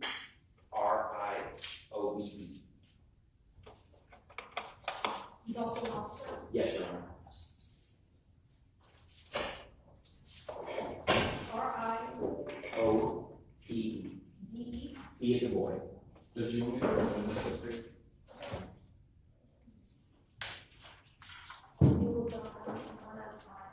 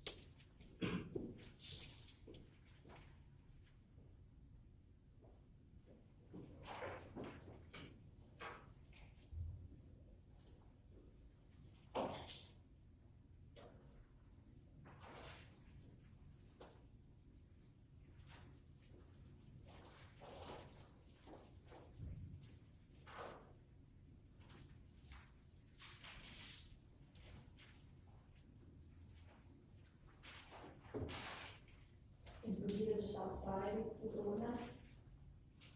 So that once we're ready to bring the jury in, we'll come back in, right? Right, so now just turn on The jurors.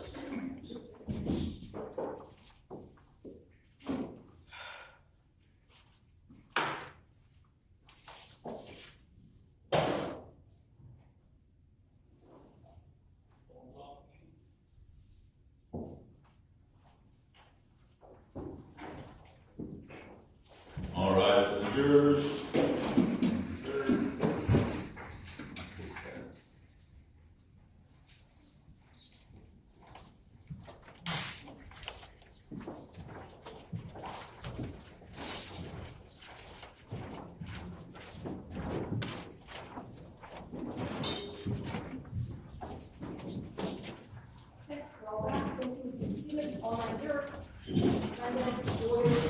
So the plan still is to take a quick coffee break at 3 p.m., which should be quicker than yesterday, and to be done at 5:30 Thursday.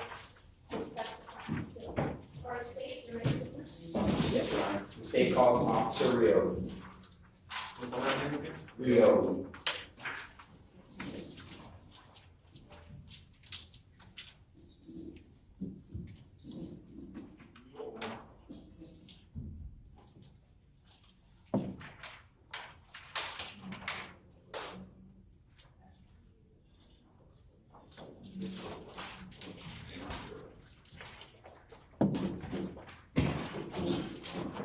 Raise your hand, please. You solemnly swear to render testimony about to give the truth, the whole truth, and nothing but the truth? I do.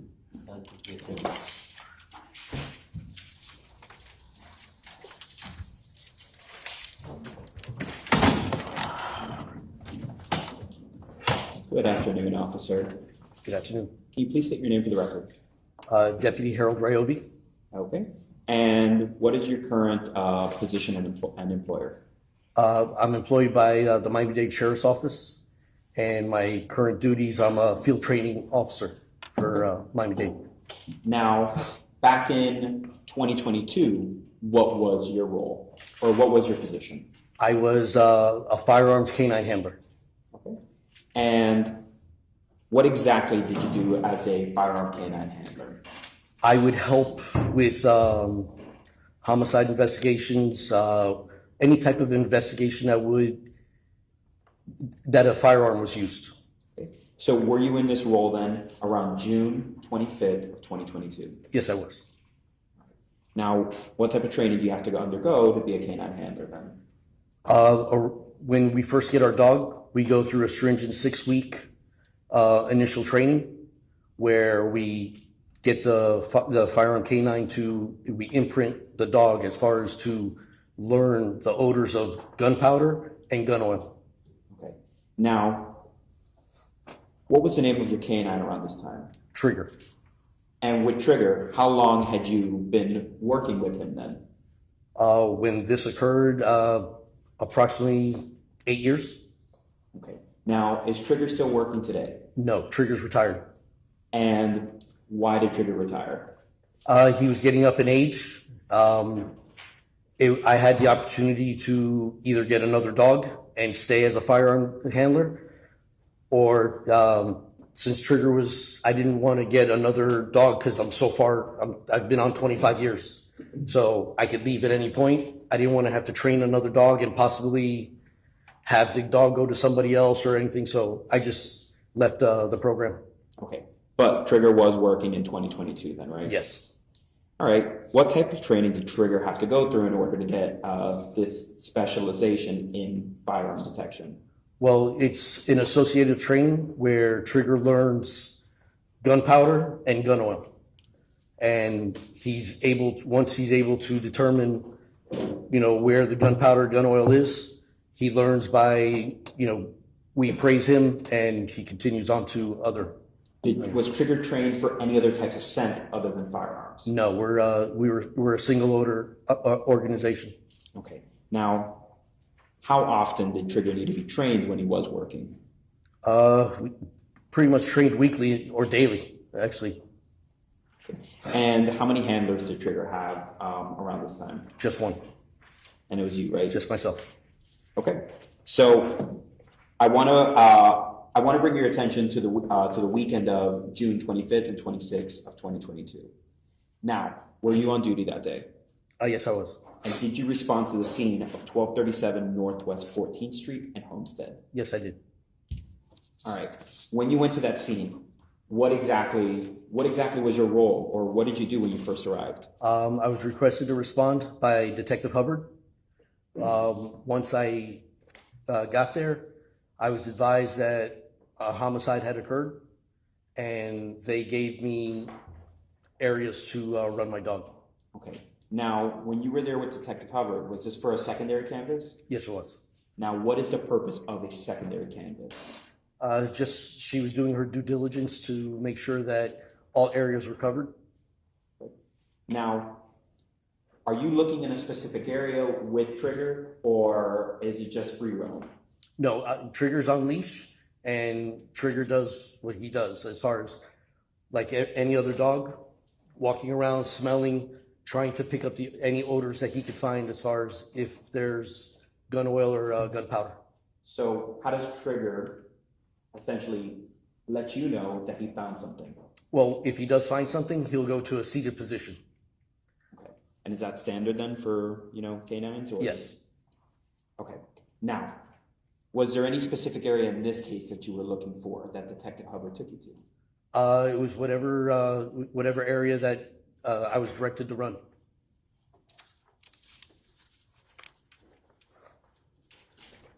Now, during your search, did you end up finding anything? No, I did not. Did you end up searching the property of where the shooting occurred? Yes. Your Honor, I'm now publishing what's already been introduced into evidence as State's Exhibit 8.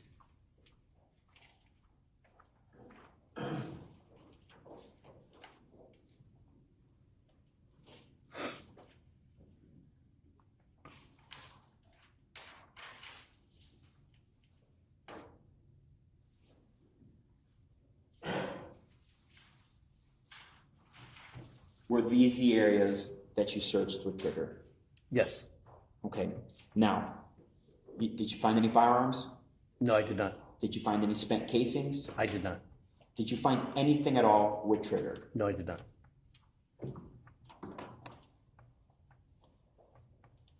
Did you yourself see anything with your own eyes that trigger might not have found? No, sir. Okay. Now, one last question about trigger. Does he lead you where to go, or do you lead him? I take him to a specific area, and pretty much he leads me. Your Honor, just a moment to confirm. No further questions, Your Honor. No, Your Honor. Thank you, ma'am.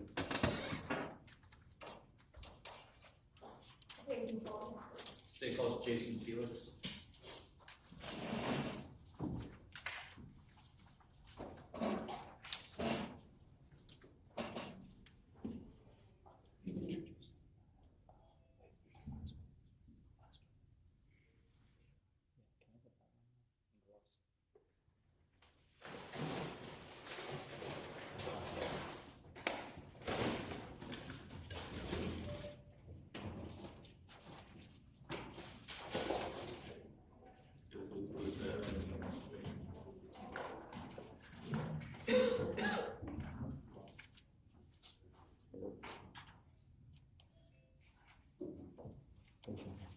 Do you sound swear affirm that the testimony about to give the truth, the whole truth, and nothing but the truth? Yes.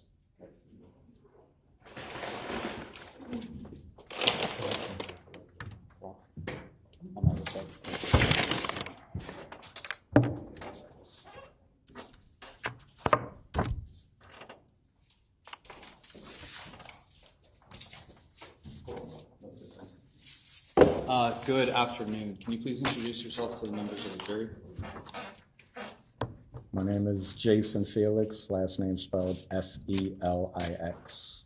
And Mr. Felix, where do you work? I work for the Miami-Dade Sheriff's Office.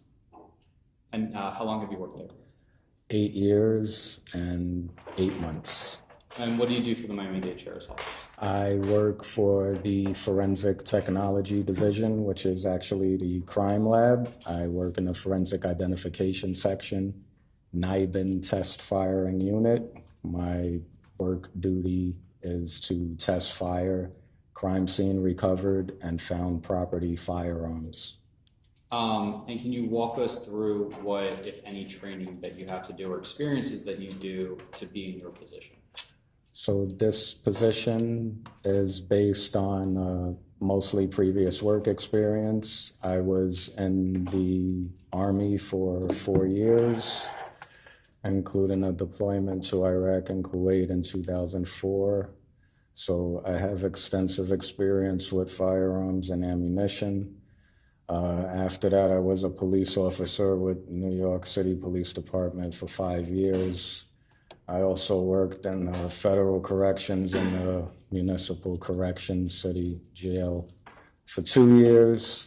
I got divorced and I moved down to Florida and continued my law enforcement journey here with a stint with state corrections for a year while I was waiting to be hired by the former Miami-Dade Police Department. And I have been with this agency for 8 years and 8 months. I decided that I wanted to forego work in sworn law enforcement and become a civilian working in the crime lab due to previous experience. So I completed my education. I got a bachelor's degree from Purdue University, and I applied for this position. So it'd be fair to say that you're fairly well versed with firearms? Yes, that would be accurate. Okay. Now, were you asked to test anything in this case? Yes, I was. Okay, and when we say this case, is that PD 22065210513? Yes, that is the case number. And is that the case that we're here for today? Yes, it is. Okay. What, if anything, did you have or assigned to test in this case? Yes, so my supervisor assigned me a firearm under the case number that he mentioned. And the way that goes for my position, I'll show the jury. I'm given a property receipt So this is a copy of the property receipt under the case number. And again, I'm assigned firearms evidence. We have a secure vault in our section that stores all of the containers of the firearms. Each container has a unique barcode identifying that that is the correct package. It is affixed with the case number.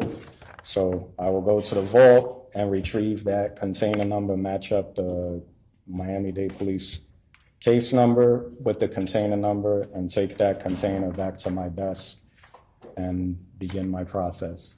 Can you explain to the members of the jury what a semi-automatic firearm is?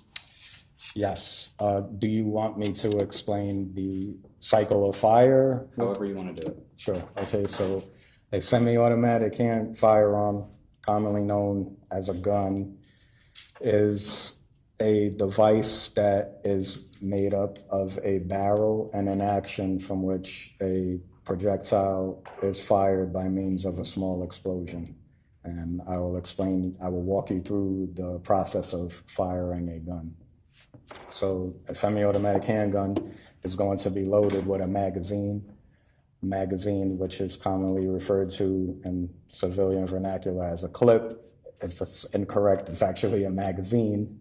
It is a tubular cylinder or box shape, and it is top loaded with ammunition cartridges until it is filled to maximum capacity. That magazine is inserted into a slot that you grip on the handgun. That's going to be the magazine well. At that point, the semi-automatic firearm is loaded. So the individual in possession of that firearm will rack the slide back of the firearm and release it. When they release the slide, it will simultaneously strip a cartridge from that magazine and seat it into the chamber. The chamber of that firearm is now locked. This is now a locked and loaded live firearm. With a pull of the trigger, one pull of the trigger, it is going to release a firing pin or a hammer, which will strike forward, and it is going to strike the end of the cartridge, which has a detonating charge, which is known as a primer. The primer is going to cause a small explosion and ignite the gunpowder. The gunpowder in that casing is going to propel highly pressurized gases and shoot the projectile from the chamber down the barrel towards its intended target. At the time that projectile is being shot, the casing is going to be ejected from that semi-automatic firearm through the ejection port and land in and around the person who fired that firearm.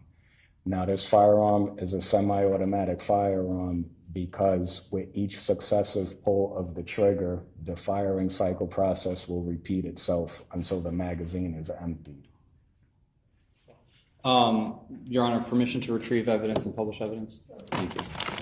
Mr. Pierce, I'm just going to hand you what's been previously introduced as Case 15. Yes. I have some cards if you want to take that out. Do you see on there, though, while you do that, do you see a case number? Yes. Is that the same case number that we're talking about?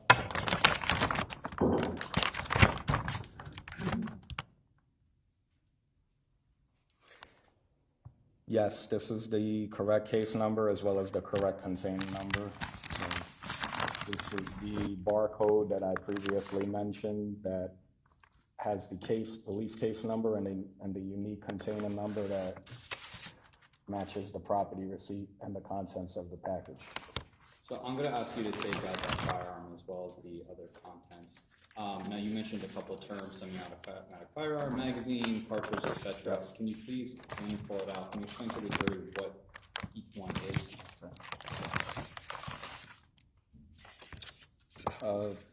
Some of the contents are fastened to the original container for safety purposes. So this is going to be the semi-automatic firearm.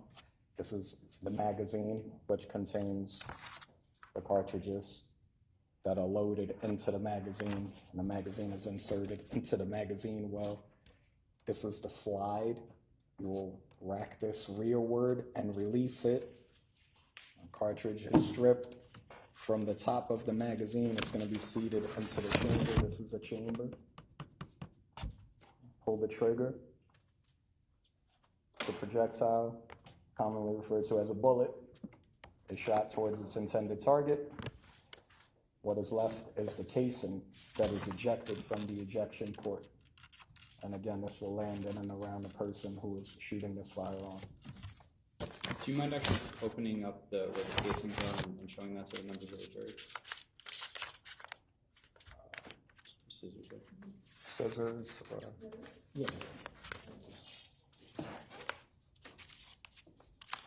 If it's easier too, I have a projector behind me.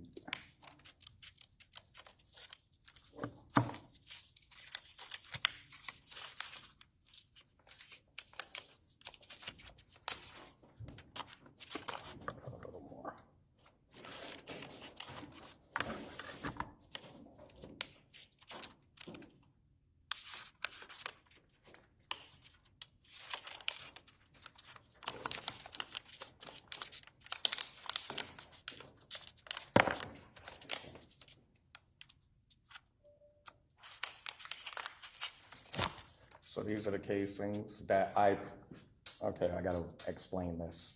Well, before we do that, can you just show them what we're talking about when we're talking about casings? Okay, these are casings.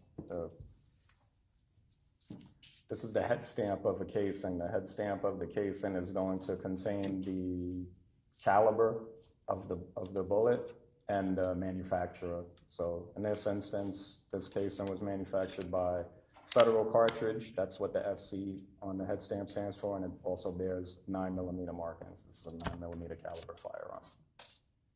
So the firing pin of the hammer is going to strike in the middle. I know it's hard, you can't see it. It's going to leave a unique shape. The detonating charge is going to be somewhere underneath the lip of this casing, and the gases are going to shoot through a small hole. This briefly expands, and the projectile, which is the bullet, is what is shot through the barrel. The casing is ejected from here. Shoots out. Now you mentioned that when a firearm, somebody pulls a trigger, that casing will end up around or near where that person shot. Is that correct? Yes. So if, for example, I'm standing here, I shoot right here, a casing will fall somewhere around my person?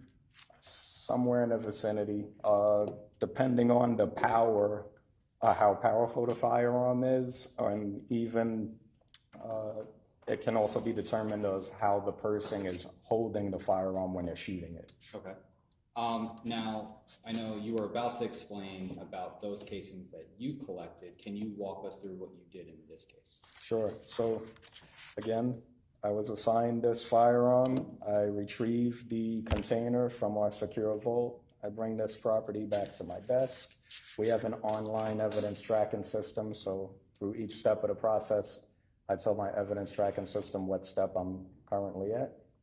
And then I begin the practical work on this case, which I will have to refer to my property receipt to tell me, because this case was over 3 years old and I work with a high volume of firearms. So if it's easier too, I can take that back. Okay. Yeah, that would be. If you don't mind just putting it back. Okay, sure.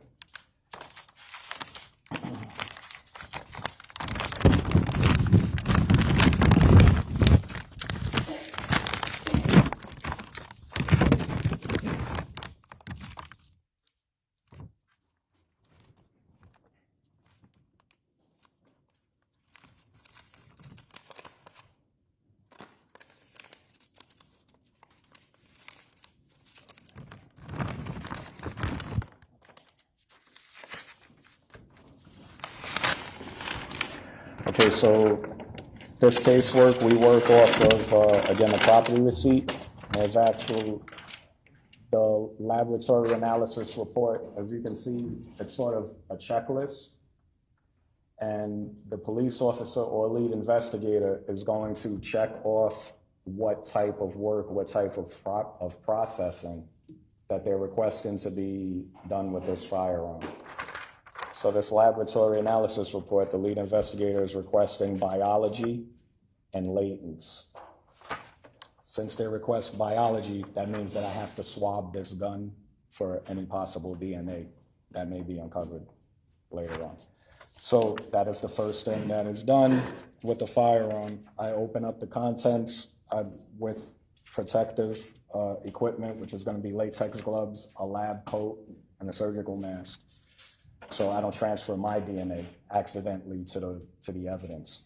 I open up the box, and now I make sure the contents inside the box, inside the container, match up with what the investigator translated to the property receipt. Everything matches up, caliber, make, model, which I'm gonna have to explain because, do you want me to explain that? Okay.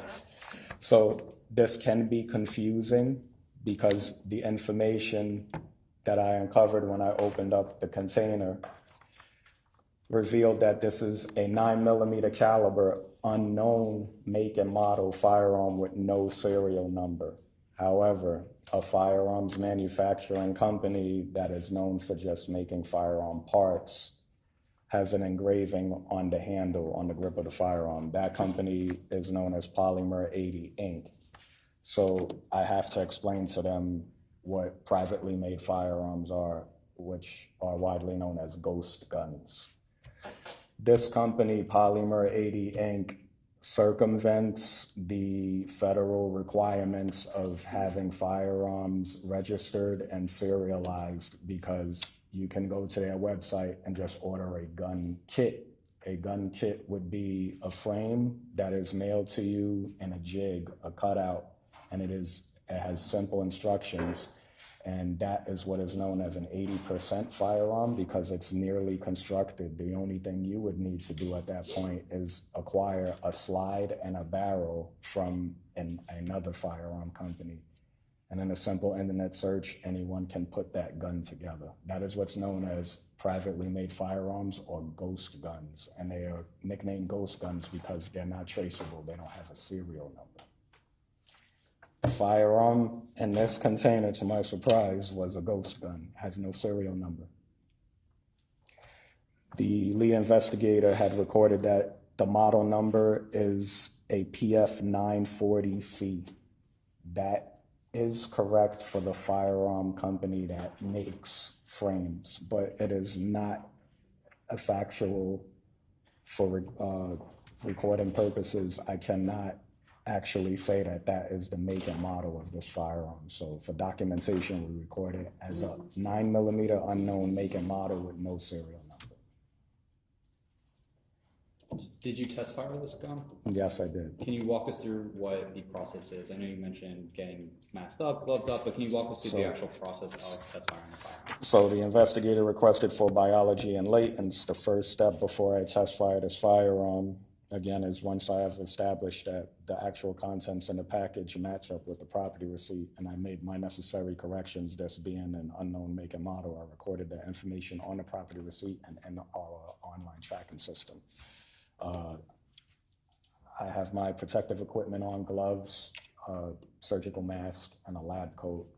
And I'm gonna set aside 3 swabs, and I will swab with a Q-tip and treated water the front sight of the firearm, which is the barrel, and the actual hand grip and the trigger of the firearm. And then we're also gonna swab the magazine. The reason why we swab the top of the magazine, which is known as the magazine lips, is because the proper way to load ammunition into a magazine is to hold it with one hand and press down on top of the magazine, usually with your thumb. That's going to present DNA in and around the lip of the magazine, so we swab the top of the magazine. So those 3 swabs are then packaged into a brown paper bag, sealed with all of the pedigree information being the case number, container number, make, model, caliber, firearm. It's also going to have my name and my badge number. And that package is then sealed and set aside to be sent to our central evidence reception center to be forwarded to the biology section for processing. The next step in the process, since this investigator requested for latents for the actual cartridge, which is the bullet that was submitted with this case, I will take it to, we have a super glue fumigating chamber, which is a square shaped glass contraption and I will remove the requested cartridge and from the package, place it in the center of the container, and we will super glue fumigate it. And the actual ingredient is cyanoacrylate ester, which anyone can buy. If you have crazy glue in your house, that is what it is. That is what super glue is. So we apply a dime to quarter-sized amount onto a small aluminum tray, place that onto a heating pad, and we close the super glue container, and it fumigates for about a half-hour cycle. Once that's completed, I will remove the evidence, which was the cartridge, and place that back into its original package and seal it and date it with my initials and batch number. Now, finally, we begin the test firing process, which is the operability. Again, with gloves, protective equipment, I will perform a function test on this firearm. Now, a basic function test consists of removing the firearm from the package, racking the slide back, and making sure that the chamber closes, locks, and battery. I will also be checking for any loose parts, any damaged parts, like a physical safety, any slide locks, making sure that they all are in serviceable and safe operating condition. Once I've determined that this firearm is safe to operate, I will then point it downrange in our indoor range in a safe manner, and I will dry fire. Dry fire just means pulling the trigger with no ammunition. So what I'm checking for when I pull the trigger is an audible click as well as a physical click, which lets me know that this firearm can shoot ammunition. The audible click tells me it has a working firing pin. At that point, I will use an engraving tool, and I will take 2 9mm test fires from our ammunition storage closet, and I am going to take that engraving tool and engrave on my test fire casings. PD 22, which stands for Police Department, 22 being the year of this case. The last 6 numbers of this case number, which is 210513, and then my initials JF and T1, which stands for Test Fire 1. And the same information will go on the second test fire casing, but that will have T2 for Test Fire 2. I will take those test fires that I prepared and load them into the magazine and successfully test fire that firearm. The casings, again, land in and around my person. I retrieve those casings from the floor of our firing range, and I know that those are the test fire casings that I just produced because they have my initials on the casings. At that point, test firing is complete. This firearm was successfully test fired, and then it's on to a brief microscopic examination where I compare both of my test fires, and I choose the one that I feel like has a more obvious ejection mark, which is a tool mark that occurs on each casing when it is ejected during firing. Once I have determined one casing is better for comparison versus the other, that casing is then oriented and entered into our NIBIN software. NIBIN is an act. We don't need to talk about that. I don't need to talk about NIBIN? Okay, so then the test fire and the operability is complete, and that's all work that I have done with this case. Were you able to confirm that this firearm itself was operable? Yes. Was there any evidence of any kind of malfunction or misfire or anything like that? No. If there is an issue that occurs in the realm of troubleshooting, I actually record that information on the property receipt and in this small box, additional notes on the laboratory analysis form. I didn't have to record anything because there were no issues. There were no troubleshooting issues during my operability testing. Now, I know that you said that the casings you shot were around your area, correct? Yes. And those were collected? Yes. Great. I have no further questions, Your Honor. Any cross-examination? No, Your Honor. Thank you. You can step down.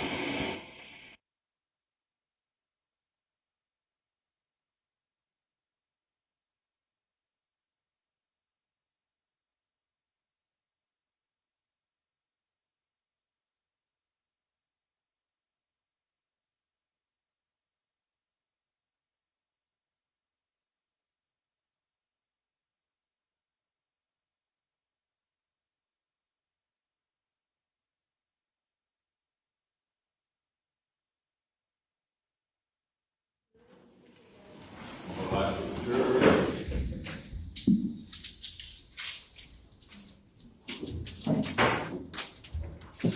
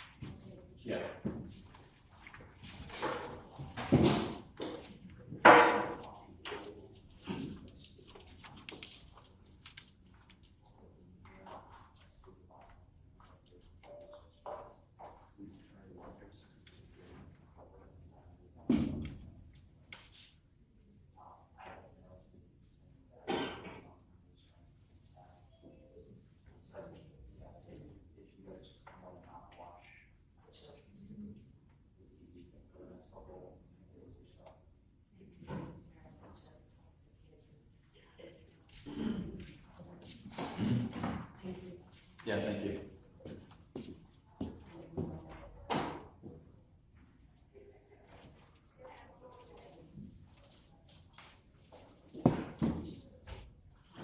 I think it's closed right over there. I don't know, actually. Huh? It's kind of breadth. Please. Thank you.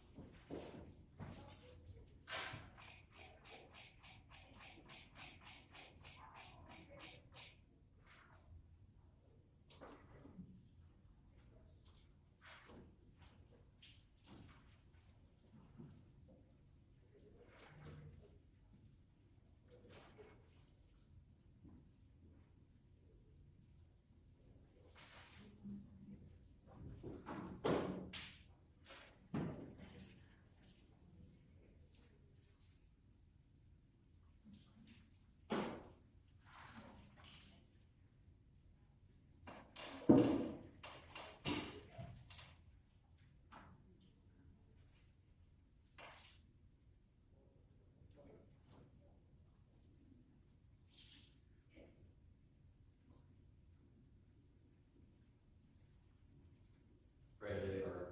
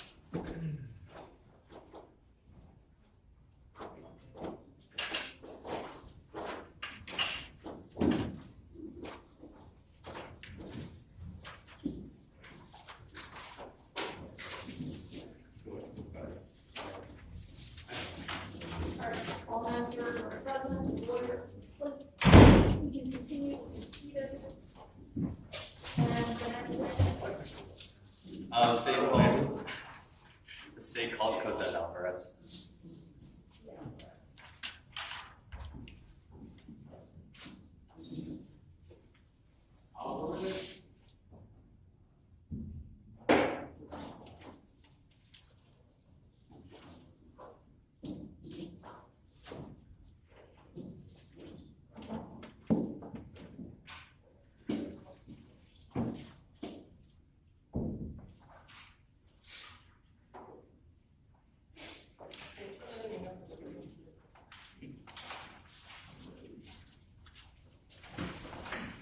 Raise your right hand.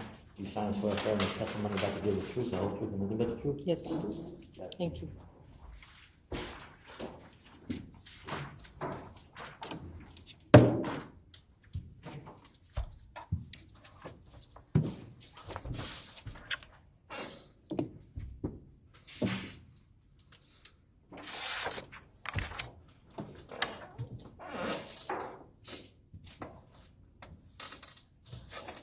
Good afternoon. Can you please introduce yourselves to the members of the jury?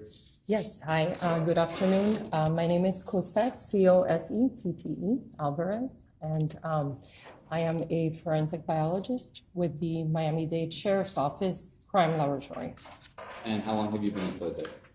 It will be 25 years in 2 weeks. Congratulations. Thank you. Can you tell us what your duties are at the crime lab? Yes, sure. So my duties consist of performing DNA analysis on various types of samples for different criminal cases, and as well as performing a peer review of those cases, which basically means making sure that the data obtained is accurate and the results are reproducible and accurate and without errors. Can you just tell the members of the jury briefly about your educational background? Yes. I have a Bachelor of Science degree in biology from Florida International University, as well as a certification in forensic science from FIU as well. And in addition to your education, do you get any specialized education or training in the field of forensic DNA analysis? Yes, so essentially before I'm able to work case samples, I have to undergo a series of qualifying exams to be able to demonstrate that I can perform the tests that are needed to be done routinely and that I can obtain reliable results. And how do you maintain your education in this field after it's completed?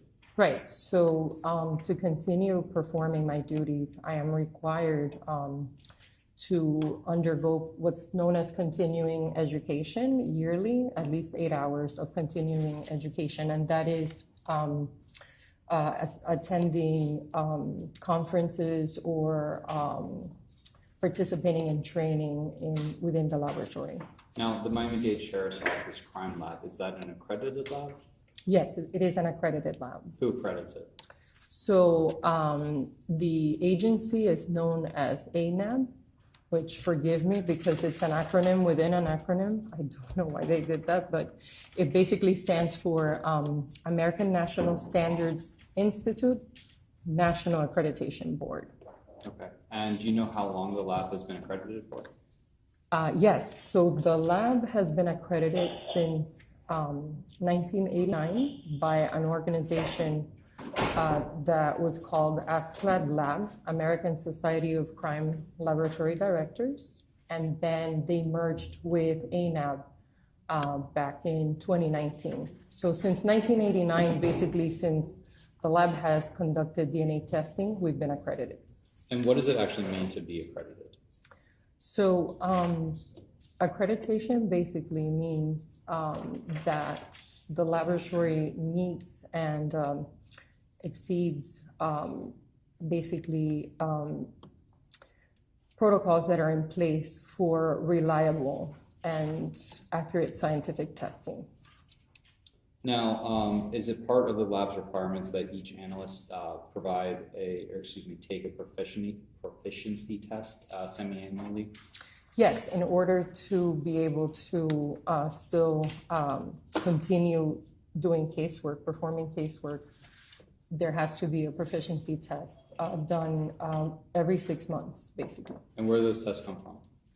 There are different agencies that are that can administer it, and the agency that administers ours is called Collaborative Testing Services, and they're accredited and they're known. It's an agency that's known for providing this service to many labs within the U.S.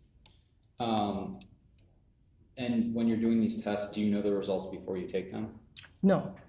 Have you ever failed a proficiency test? No, I have not. Now, when it comes to biology and genetics, are you also including certain statistics in that? Yes, so part of the training deals with being able to perform statistical calculations after results are obtained, after data is obtained. And do you get specialized training for that as well? Yes, it has its own training that includes lectures that were part of my degree in biology, and also training within the laboratory that pertains specifically to performing calculations for different casework samples. And roughly how many times have you conducted a serological or DNA analysis? So I have done thousands of tests. So serology, by the way, it's different from DNA testing. That's just preliminary testing for the presence of biological fluids such as blood, semen, saliva, etc. Not every case has that. In fact, this particular case did not have serological testing done. But yes, that's different from DNA testing. And that's considered, serology is considered a preliminary testing. Okay. Now, let's talk about DNA for a moment and DNA analysis. Can you actually explain what DNA is? Yes, it's basically the blueprint, genetic blueprint of all living things. It's within our cells. And in this case, forensically, it's what allows us to differentiate between individuals and allows me to make comparisons between data that's obtained in, say, evidence samples and compared to data obtained from like blood or saliva swab from an individual, and try to determine a common origin if there is one. Okay. And where is DNA actually found in the body? So it's found all throughout your body, in your skin cells, saliva, blood, biological fluids, hair, you know, like I said, skin cells. When you touch things, you deposit DNA cells from the skin, and those are some of the examples. Okay. And I know you mentioned blood, saliva, skin. Are the DNA that is in my blood, for example, the same that is in my hair? Yes. Okay. Now, each person's DNA, is that unique? Yes, with the exception of course, identical twins who have the same set of DNA markers. Now, can one person's DNA change into another? For example, can my DNA become your DNA? No.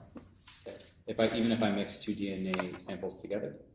So if you mix two samples together, you'll get a mixture of DNA profiles, but it doesn't morph into one. You have a representation from both sets of genetic markers. Okay. Now, when you're looking at somebody's DNA profile, can you tell certain things about them, like hair color, gender, skin color, or not skin color, excuse me, eye color? So for our purposes, no. The markers that we test in the laboratory, they do not code for hair color or skin color or any of those things. It's basically just data, as if to be able to distinguish between samples. So everyone has their own unique code, and it's basically represented in terms of numbers. It's almost like everybody has their own cell phone number, and that number is unique to the person, so that if I dial a specific number, I should only get that specific person. So that's basically a representation of what we see. Can you go through the different steps of DNA, the process for DNA analysis? Yes, so it can be a lengthy process. I'll just do a summary. So we have what we know as the extraction step, and this step is basically to be able to separate the cells from the sample that is provided. A lot of the cases I have, samples come in the form of swabs, like cotton applicators. So it's basically separating the skin cells from the cotton fabric itself. So that would be step one, and purifying that DNA. So then comes a step of quantification, which basically means we're, through the use of instruments, we want to estimate more or less how much DNA there is in the sample. And this is important for the following step, which is known as the amplification step, in which multiple copies, using instruments, multiple copies are made of these different regions that we test through using a series of instruments. I don't know if you guys have heard of PCR, especially with the pandemic, when we were asked, well, did you get a PCR test? Okay, so that protocol, PCR, that's the amplification step. So after multiple copies are made of the different DNA regions that we analyze, we're doing this to be able to have a visual representation on an instrument. So after making multiple copies, these areas or fragments are tagged with different colors, and it allows us to see them on an instrument. So this is the analysis portion. So after the analysis portion, there's an interpretation step. So after the analysis, I obtain data. And this data, like I said, is in the form of numbers. Everybody has their own set of numbers, like a phone number. And it is shown as peaks, and each peak is one number. So in the interpretation step, I'm basically comparing the peaks from the evidence samples to those of whatever standards I've received from an individual to see if there's a match, if they're the same, basically. And the final step would be, let's say we have determined, or I have determined that there's a match, like the DNA information from the evidence matches that of the standard. The next step would be to basically speak as to the significance of that match. What that means is what are the chances that somebody else in the population can have that same set of numbers or that same DNA profile. So it gives weight to the actual match. Now, when you're doing all that work, are there steps taken to ensure and prevent contamination? Yes, of course, every single step, at every single step, there are different ways of minimizing contamination. Now, after you do all these steps, including the statistical analysis that you mentioned a minute ago, is your work reviewed? Yes, it is peer reviewed. Why? Because it's a way to make sure that the data is accurate and reliable, as I said, and there are two different types of reviews. One is a technical review, which in this case, the reviewer will go through the data obtained and they reach their own conclusions, and then they compare it to what I obtain and my own conclusions. And then there's an administrative review, which is basically making sure that there are no typographical errors, that there are no mistakes with spelling or grammar or things like that, but that's the administrative side. And in this case, what type of analysis did you use? So the DNA analysis performed here is known as STR DNA analysis. And what is that? That stands for short tandem, TANDEM, repeats DNA analysis. Like I said before, what I'm trying to do is test different areas in the DNA molecule that have these numerical representations. So this genetic information that is very different from individual to individual. So these fragments in the DNA are highly repetitive, but the length, but the number of repeated fragments differ from individual to individual. That's what allows me to make these comparisons and determinations. I think you may have answered this question already, but how actually is a match determined? So actually, no, that's a good question, because a match is determined by looking at the data present in an evidence sample, like location by location, and then comparing that data to the data obtained, the DNA data obtained from a standard sample. Standard sample is like a buccal swab from an individual, or if they took blood from the individual, that it's particular to them. So whatever is obtained for that standard gets compared to the evidence data, and if all the numbers line up between the evidence and the standard sample, that's considered a match. Okay, and if those samples match, excuse me, what is the next step? So then we would have a statistical calculation performed, basically, like I said before, to determine the probability that somebody else would have that same DNA profile. What calculation did you use to generate that statistic in this case? So for a match probability statistic, we would use what's known as the product rule, and that is a statistical calculation that is made to obtain a number that represents the probability that somebody else in the population has that matching DNA profile. Okay, and when doing that calculation, do you use a database with many different types of DNAs, different races, different ethnical backgrounds? Excuse me. Yes, so a database is used that contains the frequency of observance of the genetic information for all the DNA types found, so that this product rule calculation can be performed by multiplying all of these different frequencies across.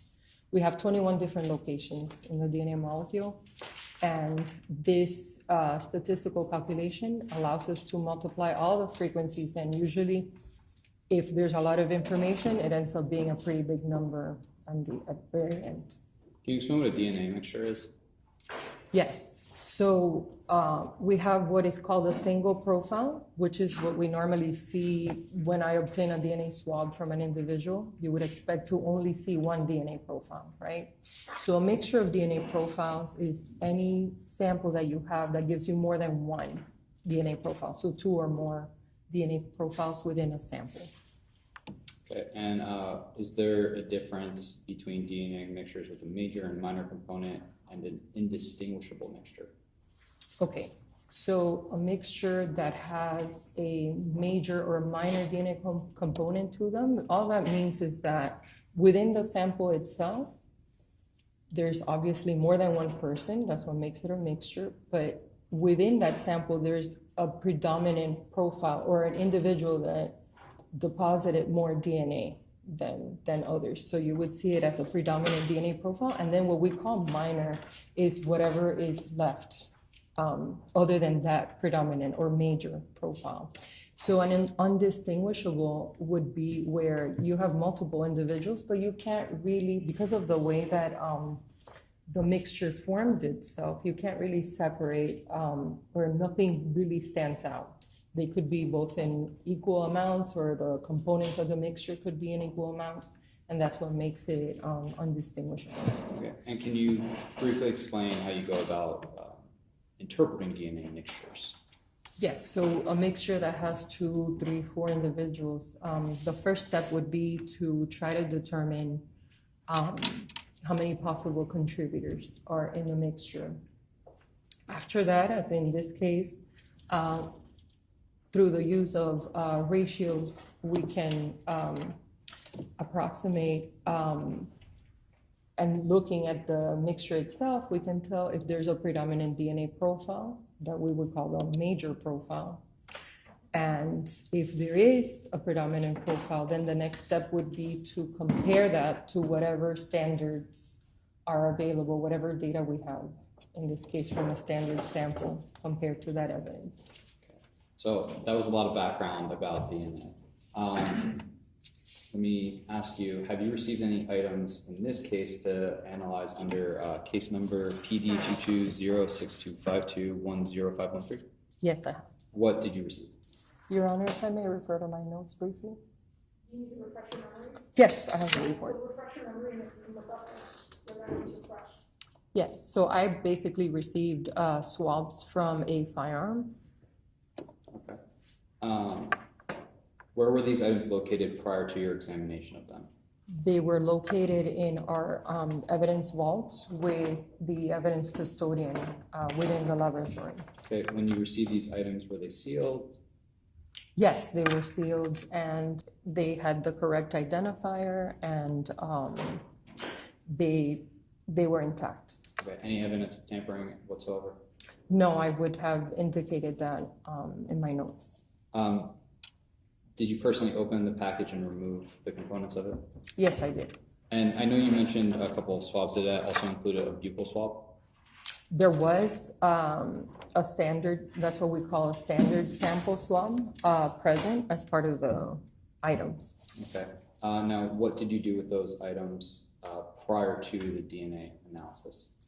So the items came in the form of swabs, like the cotton tip applicators. And I basically taped them to a 3x5, it looks like a 3x5 index card, and put them in a foil lined envelope and sealed them just to retain them to take them through DNA analysis at a later time. Okay, and I want to back up because we mentioned swabs of buccal swabs, and those buccal swabs were of the defendant, is that correct? There were swabs from the subject, yes. Okay, and were there other swabs that were submitted to the lab as well? Yes, there were, but only one set was from, like, as a standard. Right. The other swabs, though, where were they from? They were from a firearm. On which items exactly did you perform that DNA analysis? So I performed DNA analysis on 3 items. One which was a swab from the front sight of the firearm. Front sight. Sight. S-I-G-H-T. Yes. Front sight. Yes. There was a swab from the firearm, all around the firearm, and then lastly a swab of the magazine of the firearm. And what analysis did you do on those? Those had DNA analysis, STR DNA analysis performed on them. Were you able to obtain a DNA profile from these swabs? Only from 2 of the swabs.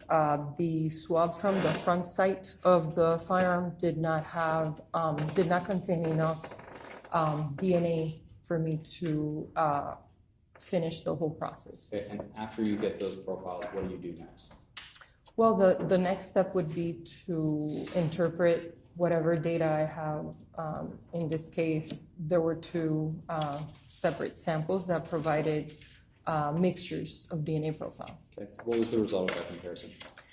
Basically, I will start with the first one, which was the swab of the firearm, and that sample generated a mixture of DNA profiles. So it was basically at least 3 contributors, including at least 1 male, but there was a predominant or major DNA profile that was obtained at 18 of the 21 locations tested, and that predominant female DNA profile was found to match, and we call this a partial profile.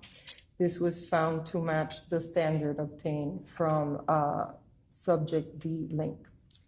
Now, what was the statistic that you calculated for matching that? So basically, the result of the statistical calculation was that the probability of finding a DNA profile in the population matching this predominant female DNA profile was 1 in 28.78 septillion. Septillion, that's a very big number. Yes. Do you know just offhand what the population of the Earth is? It's now about 8 billion. Okay. And septillion would be significantly larger than that? Yes. Now you mentioned that one swab. What about the other swabs? So there was another swab, and that was a swab of the magazine. And that swab also generated a mixture of DNA profiles, so more than 1 DNA profile. And that was of at least 2 contributors, including at least 1 male. But that specific DNA sample was a DNA sample with very low level DNA. and I was not able to make any comparisons because of the type of DNA that was obtained. Again, it was low level, it was not very informative.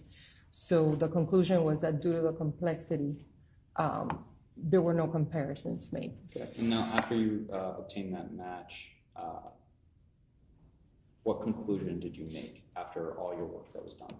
Well, basically, after performing the statistical calculation, which with the number that I provided, it was determined that because the probability is so rare,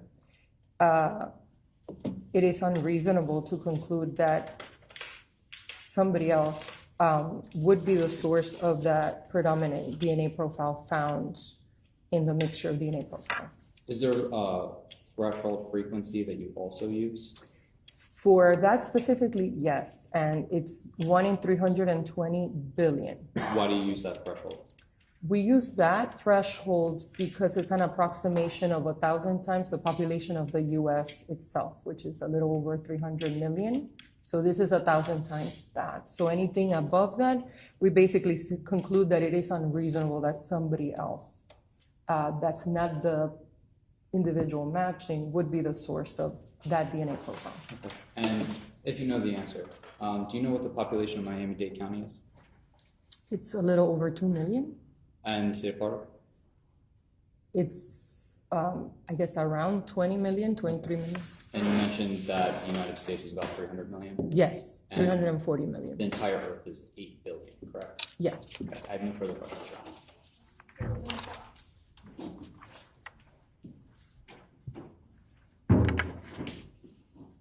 Good afternoon. Good afternoon. So, ma'am, you said that as far as the firearm is concerned, you only found testable DNA on 2 of the swabs, correct? There were only 2 that had enough DNA present for me to perform the full DNA analysis. Right. One was the magazine, and the other was just the firearm, correct? Correct. Any specific area of the firearm? The description I obtained was just swab of firearm, no real description as to where. So we can't say precisely on what part of the firearm the swab came from? No, I cannot. No. So you said that there was a mixture of DNA, and I'm focusing on the swab of the firearm right now. You said there was a mixture of DNA, including at least 3 people, and at least one of them is male. Is that correct? That's right. Now, did you, from that swab, were you able to obtain that complete male profile? No, I was not. So if you were to receive, for example, a DNA swab from a male who may or may not have come in contact with that gun, and you had that swab, would you have been able to test it against this swab of the firearm? In this case, I couldn't have made a direct comparison because of the complexity of that minor component that I spoke about. The matching profile, the standard profile matched the predominant, what was clear was the predominant DNA profile. That was a female. So anything, including the male, would be part of that minor component that I wouldn't be able to really make any determinations as to whether somebody is included or not. So even if you had a profile from a male who could have come in contact with that gun, and even though you wouldn't be able to match it, you can, as you sit here, you can tell us, you are able to tell us definitively that at least one male at some point came in contact with this gun because their DNA was on it, correct? Yes, that's correct. Now, with major and minor profiles, is it sometimes, not necessarily all the time, but sometimes isn't it common for the major contributor to a DNA mixture to be the last person to have contact with the firearm or with the object that you're testing? That's very difficult to ascertain. We really cannot, as a DNA analyst, I cannot tell you based on what the mixture looks like when there is no time, really no time frame or how. None of those things can be answered, only the data basically that I obtain. Let me give you an example, and you can tell me if this is reasonably possible, based on your knowledge and expertise. Let's say that an individual, a man named Pedro, grabbed this firearm that you tested and pistol whipped somebody with it. Right? Pistol whipped somebody with it multiple times. Then, 5 days later, a female named Daisy shoots that firearm. And then shortly after that, that gun is seized and taken to police, and it ultimately finds its way to your desk. Is it likely or reasonable that the minor contributor could be the man Pedro, who I just mentioned, and the major contributor could be Daisy because she was the one who most recently had the gun and fired it? Well, no, we can't really say that because there are so many variables that determine how much DNA is left on an item. People, what we call, are shedders. Some are non-shedders of DNA. Some people shed DNA cells more than others. It's very difficult to determine really what level of activity or order of activities or anything of the sort. And I understand that you can't tell us exactly because you don't have all the information. You only have limited information. Correct. But based on the information I just gave you, can you reasonably rule out that scenario that I just laid out for you? No, I cannot rule out any scenario because I can only tell you what the data says. Thank you, ma'am. That's all. Of course.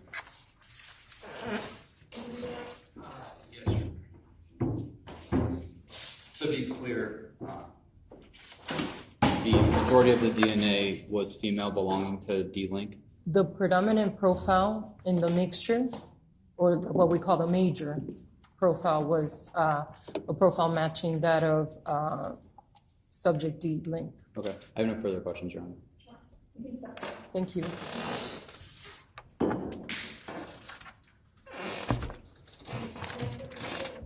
They call it Sandy Morales, but can we go separate?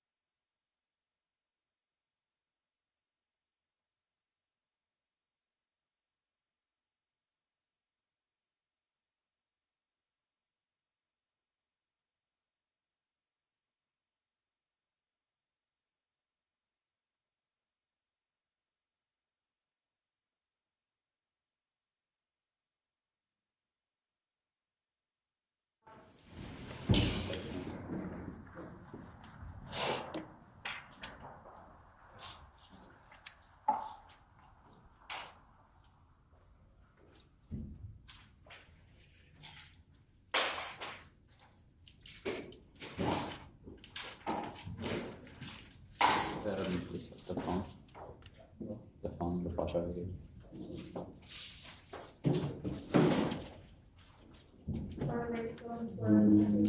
Raise your hand, please. You solemnly swear affirm that the testimony you're about to give the truth, the whole truth, and nothing but the truth? Yes, sir.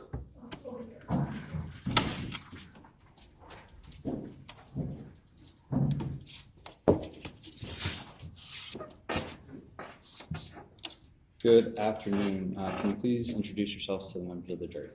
Good afternoon. My name is Danny Morales. I work for the Miami-Dade Sheriff's Office, and I'm currently in the Homicide Bureau. How long have you worked there? I've worked for Miami-Dade Sheriff's Office for about 8 years, and in the Homicide Unit for 4. And were you working in your capacity as a police officer on June 25th, 2022? Yes, sir.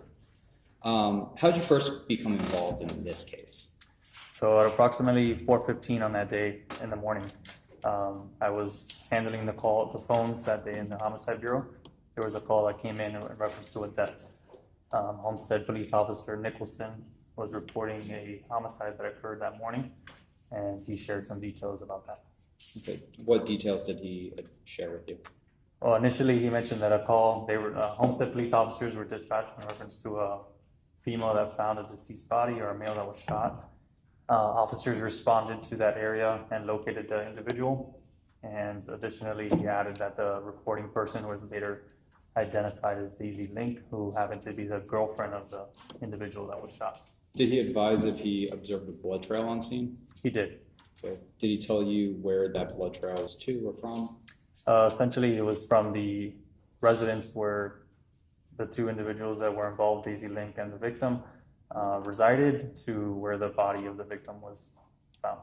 Did he also advise of the incident location itself? 1237 Northwest 14th Street in Homestead. And is that in Miami-Dade County? That is in Miami-Dade County. Now, I know you said that you were handling the phones that day for homicide. Did you contact anyone in reference to this case? Yeah, so the structure of the Homicide Bureau is one person is handling the phones, and essentially there's a team that's on call. That on-call team that day happened to be my team as well, although I was working the midnight shift. So I essentially called my own sergeant, who called out the rest of the team. Did you yourself respond to that incident location? I did. When you arrived, what did you do, if anything at all? So I was the first detective that arrived on scene. Officer Nicholson and several other Homestead Police Department officers were already there, as they are the initial department that responded. So as the first detective that was there, I went to Officer Nicholson. He's the lead officer on the scene. At that point, there was a female that was later identified as Daisy Link, sitting essentially on the scene. She was kind of lingering around, but seated in front of the scene, which was a little odd to me. And that's when I approached her. Okay, now you said it was a little odd that she was kind of lingering around. Why? Well, primarily she was in the middle of the scene, which is not something that you normally see. Usually the scene is secure. There's not anybody walking around or anything of that nature. On top of the fact that she was a reporting person, she had a relationship to the victim. Those were just things that were, raised a couple red flags for me. Okay, so when you approached her, what, if anything, happened? So I approached her, I verified her name, her relationship. I tried to get some further information on who this person is and what her involvement is, aside from being the one that called 911. She was very apprehensive, almost like irritated with my presence. At that point, relevance will strike. Just gonna say,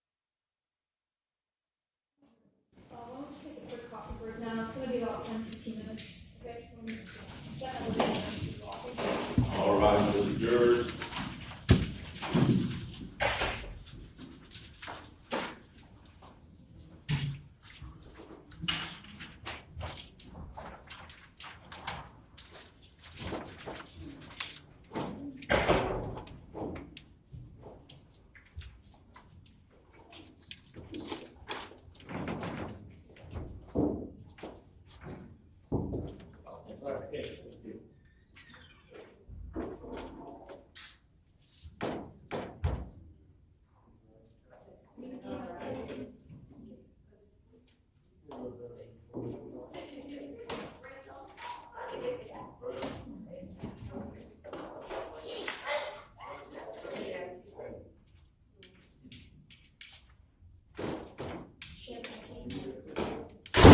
gonna give it to her.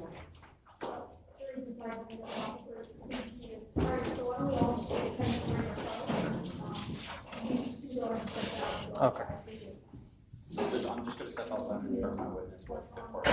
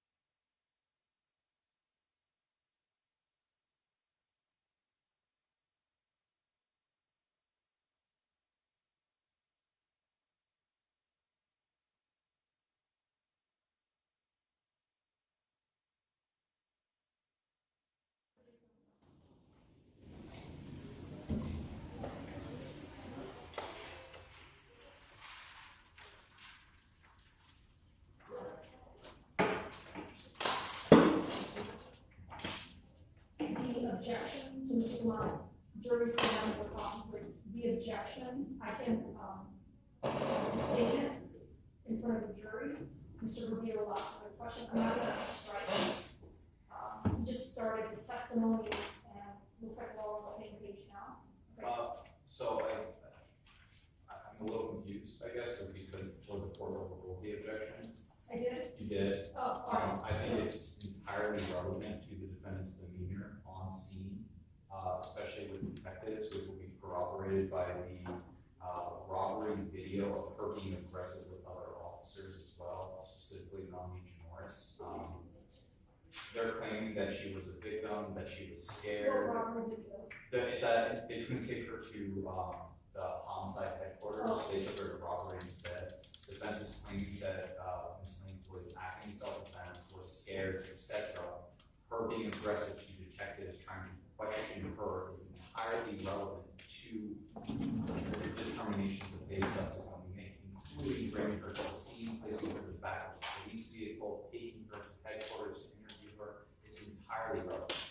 So, Judge, and I know we already discussed this, but my concern is that this witness was teetering on volunteering that Ms. Link was refusing to cooperate, refusing to speak to the police, adding issues that he wasn't asked about, saying that she was aggressive or what have you. That's improper. He's trying to inject himself and make an argument to the jury. He needs to answer the questions, and I think he's going to do that now. At least I hope he will. If he doesn't, I'll do something about it. Question as asked on some level, Mr. Rubio needs a little leeway to lead you, so we don't go into areas that we're not supposed to. Detective, he'll do so. So am I allowed to ask if she was being aggressive?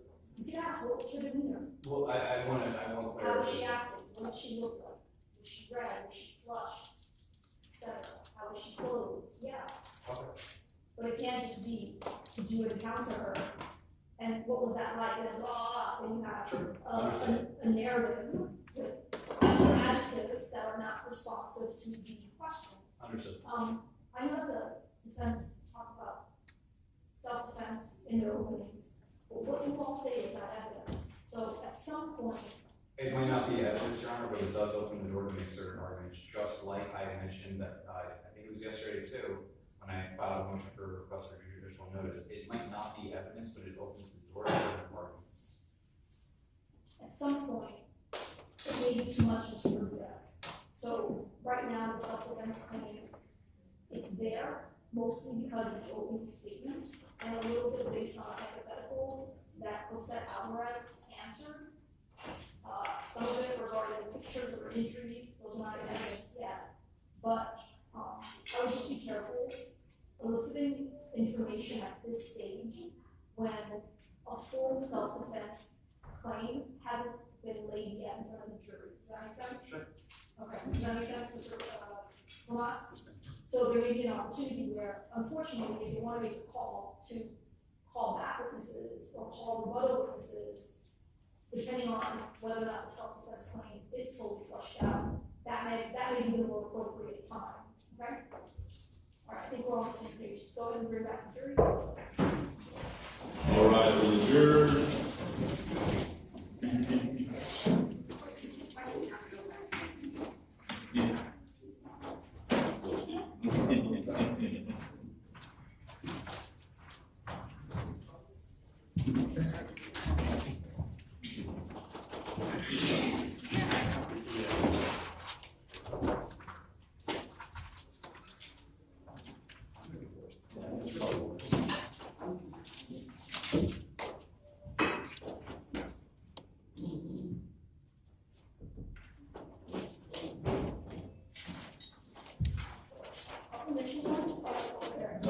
All 9 jurors are accounted for. Lawyers, this link can be seen. Thank you.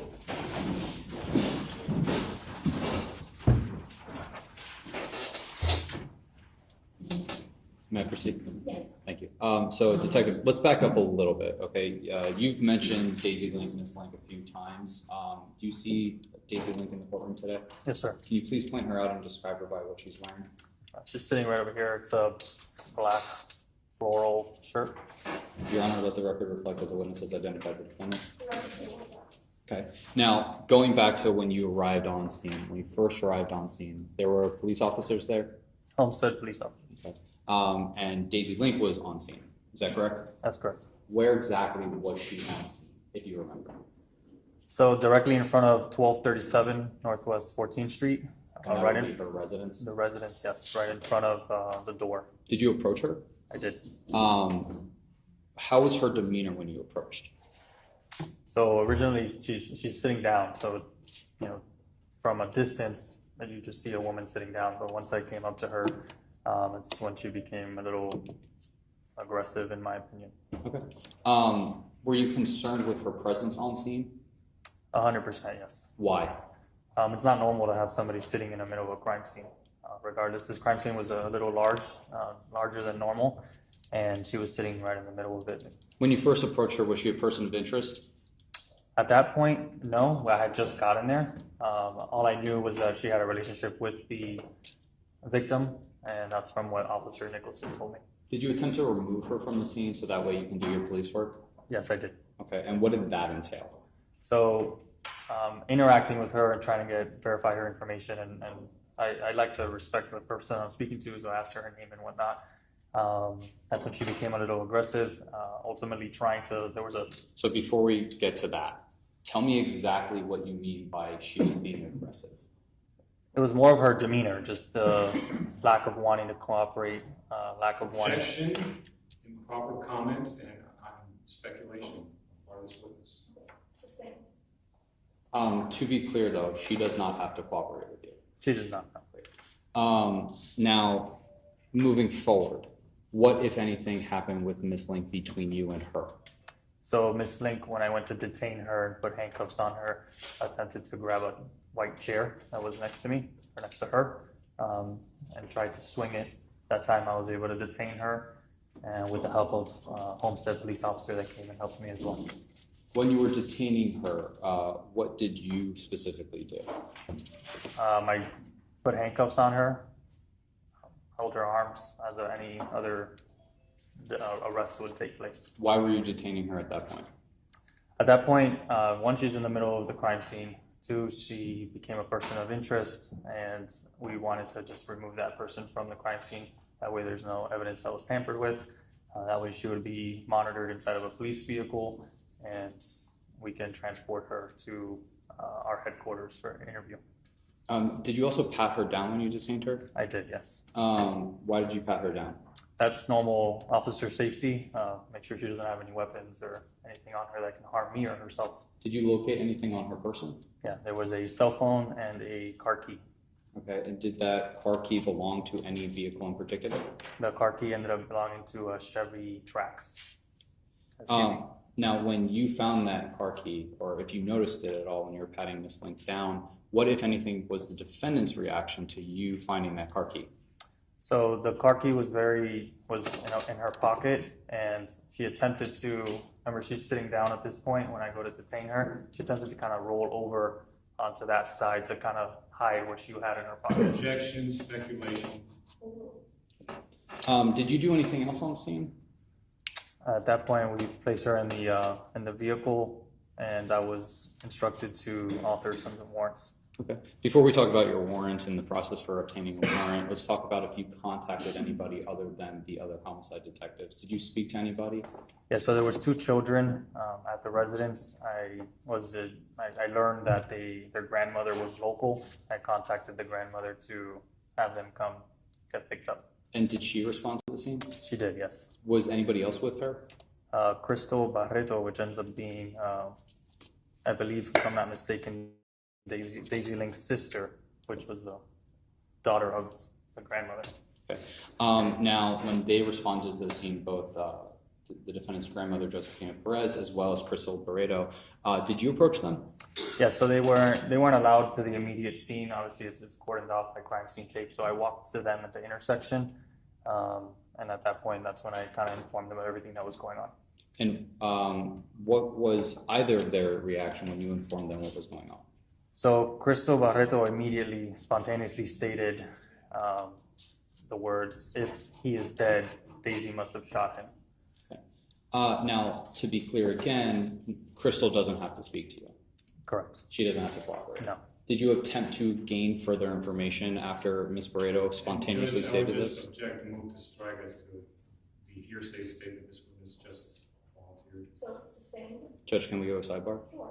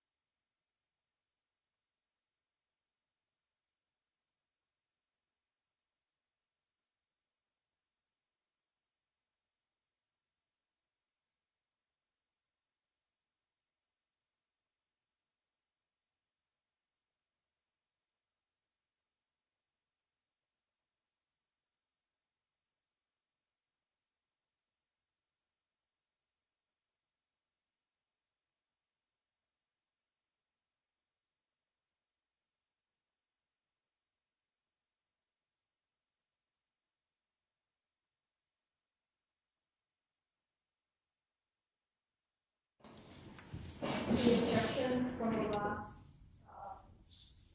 question and answer is overruled. If you want to re-ask it, Sure. go ahead.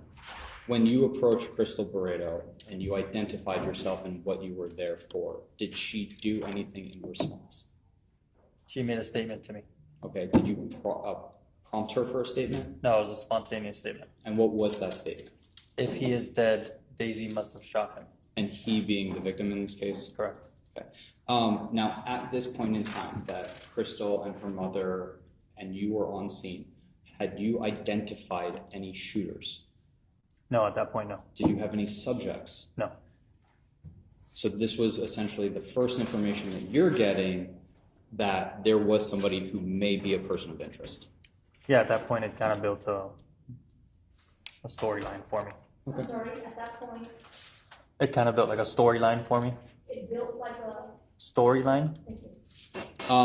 Now, again, Ms. Barreto, her mother, even the defendant, don't have to cooperate with you, right? That's correct. Did you seek to obtain any additional information from Ms. Barreto? Yeah, I attempted to speak to her and figure out what her relationship was and what information she may have to provide us. And at that point, she didn't. Objection, there's no question pending on that topic. so the answer is, yes, you tried to obtain information, and now Mr. Urbina is going to ask you questions. Did she provide any information? She did not provide any information. Did she refuse to provide information? Yes. What was her demeanor when you were trying to obtain this information? Just a normal conversation, but they didn't want to provide information. Now, let's back up. I know you mentioned how homicide works a little bit, but can you explain how homicide teams themselves works in your unit? Okay, so there's essentially 8 homicide teams, 4 in the day shift, 4 in the afternoon shift. Each team has a supervisor, and under that supervisor, normally 4 to 5 detectives within that team.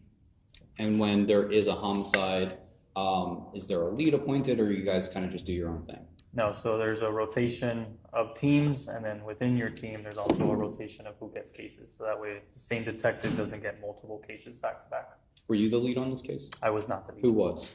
Detective Joseph Cruz. Now, when leads are appointed, are you relaying all the information that you learned to the lead?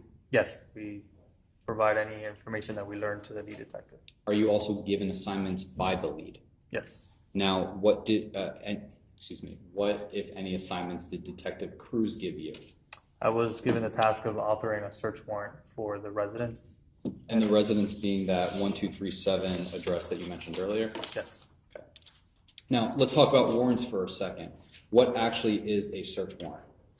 So essentially, it's a document that is requesting to go and receive, obtain property from a location or a vehicle, even a device that is reviewed by myself, a supervisor, an attorney, ultimately the judge either granting it or denying it, and allowing us to enter that structure. Now, I know you kind of mentioned the process in which, whether no judge grants it or not, but I want to back up even further. Is this something that you just write up and then walk into a house, or is there actually a process for that? No, it's a very lengthy process. Okay. And you mentioned an attorney. What attorney has to review a search warrant? The state attorney, whoever's on call for that week. Okay. And a judge also has to review that? Correct. And they have the choice whether or not they can grant it or not? Correct. Was a search warrant granted in this case? Yes. And that search warrant was for that residence? Yes. Was that warrant executed? Yes. Okay. What, if anything, did you, well, let me ask you this. Did you execute that warrant? I was part of the team that executed it, yes. And what does it mean when you execute it? So essentially, documentation of that location that we have a warrant for, searching that residence for any items of evidentiary value. That's the gist of it, yeah. Did you walk into that residence? Yes. What, if anything, did you see there? So the house is, there's obviously children items in there, female items in there, and adult male clothing and shoes. Was that the only warrant that was executed in this case? No, there was other warrants. Can you tell us what other warrants? I had authored a vehicle warrant for a Chevy Trax, and also a cellular device that I obtained from Miss Link when I detained her. Let's talk about that cell phone warrant, and we'll go to the Chevy Trax warrant in a moment, but that cell phone belonged to the defendant? It belonged to the defendant, yes. And do you know what number was associated with that cell phone? So I know it's 786562. Can't remember the last four. I'm sorry. If your report will refresh your recollection, please refer to your report.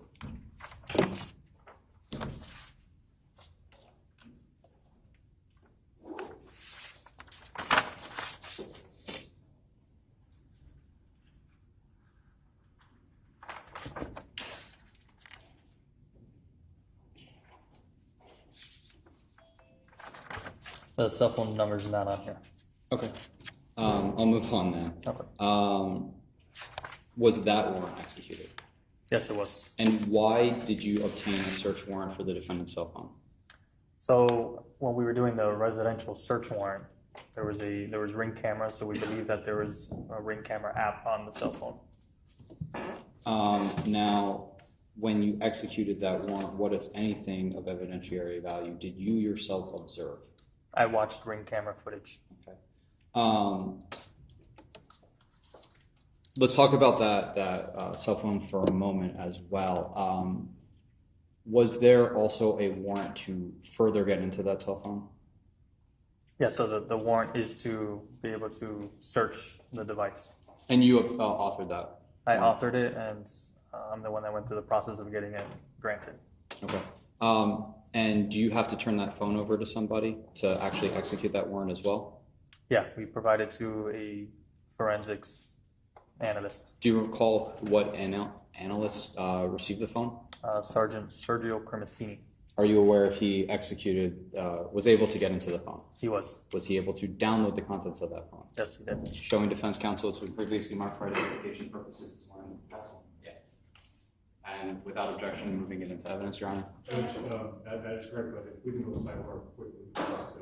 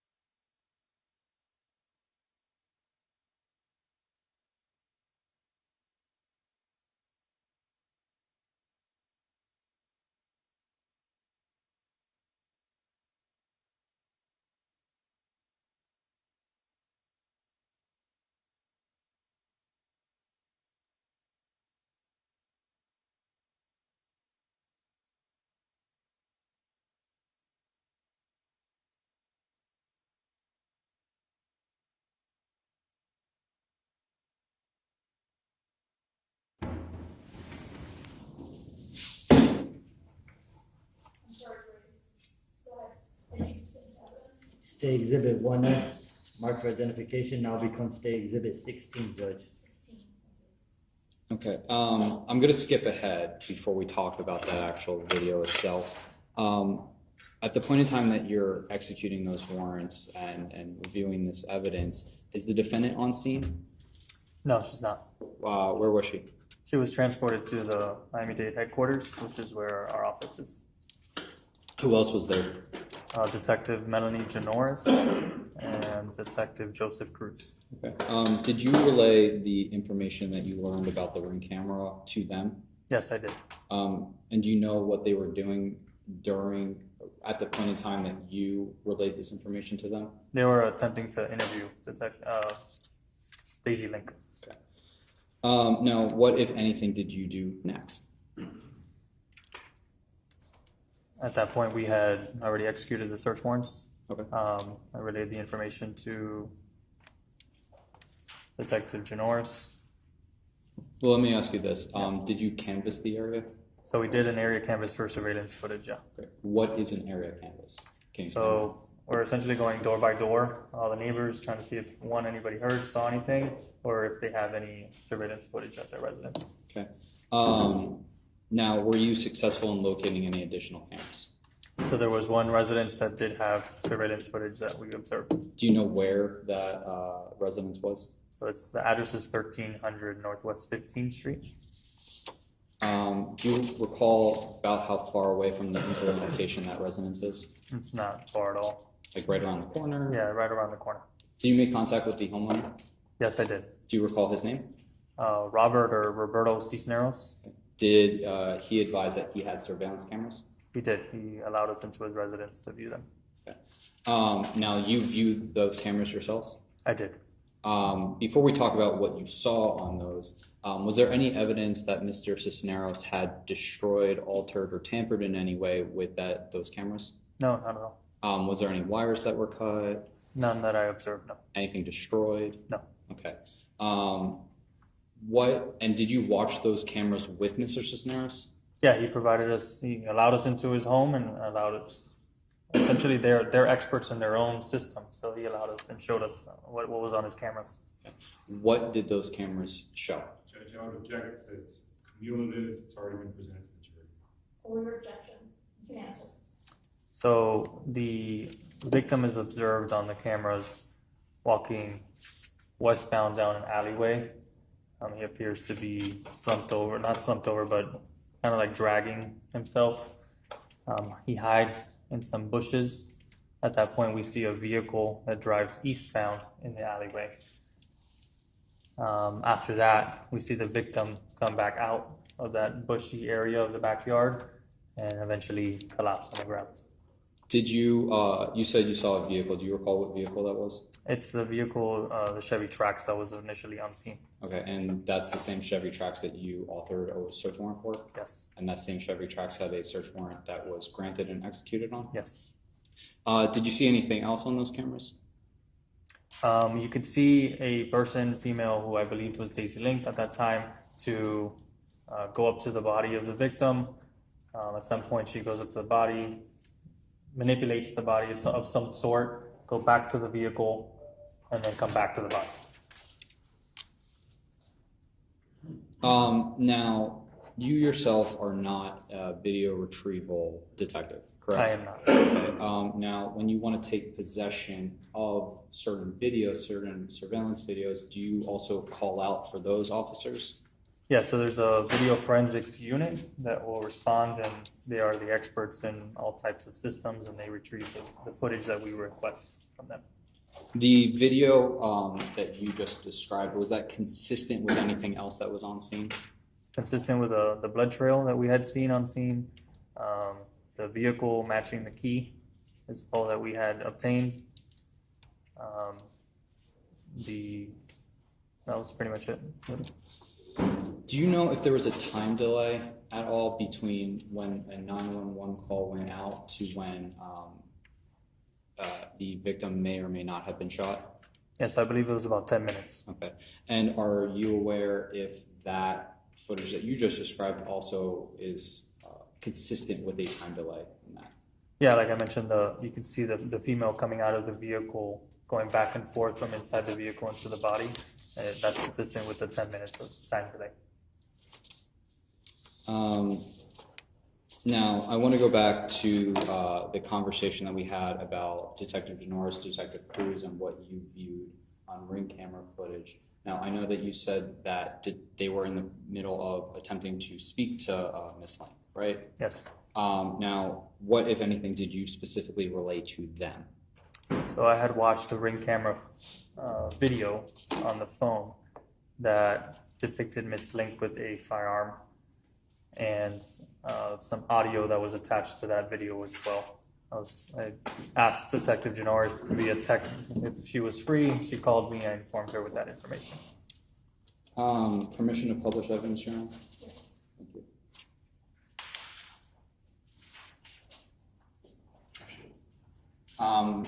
Now playing what has been entered into evidence, portion of State's Evidence 16.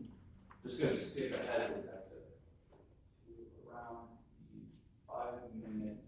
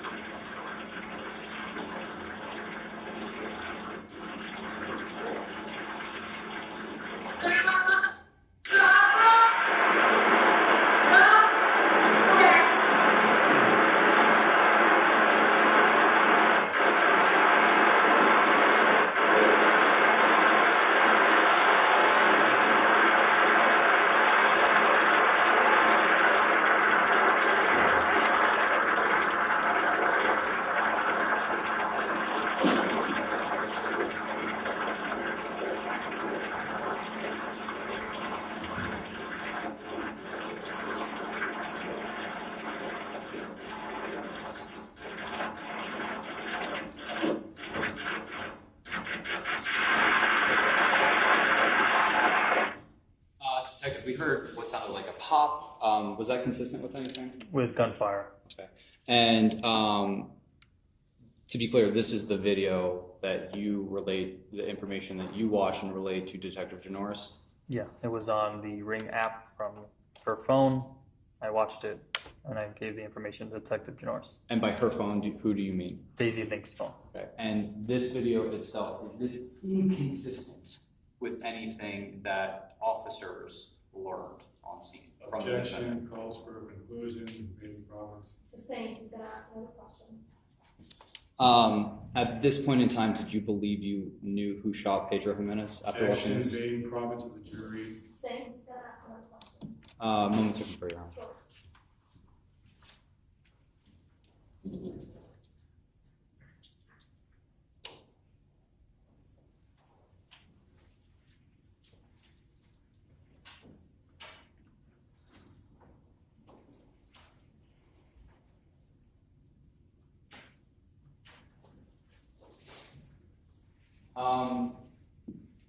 I'll ask this. Detective, what did we hear Miss Link say on video? I mean, it's very grainy in this video. It's a lot more clear when I watched it, but it talks about hitting a major artery. It talks about Daisy Link saying, "You'll be fine," and then asking, "Are you sure you don't want to go to the hospital?" I have nothing further, Your Honor.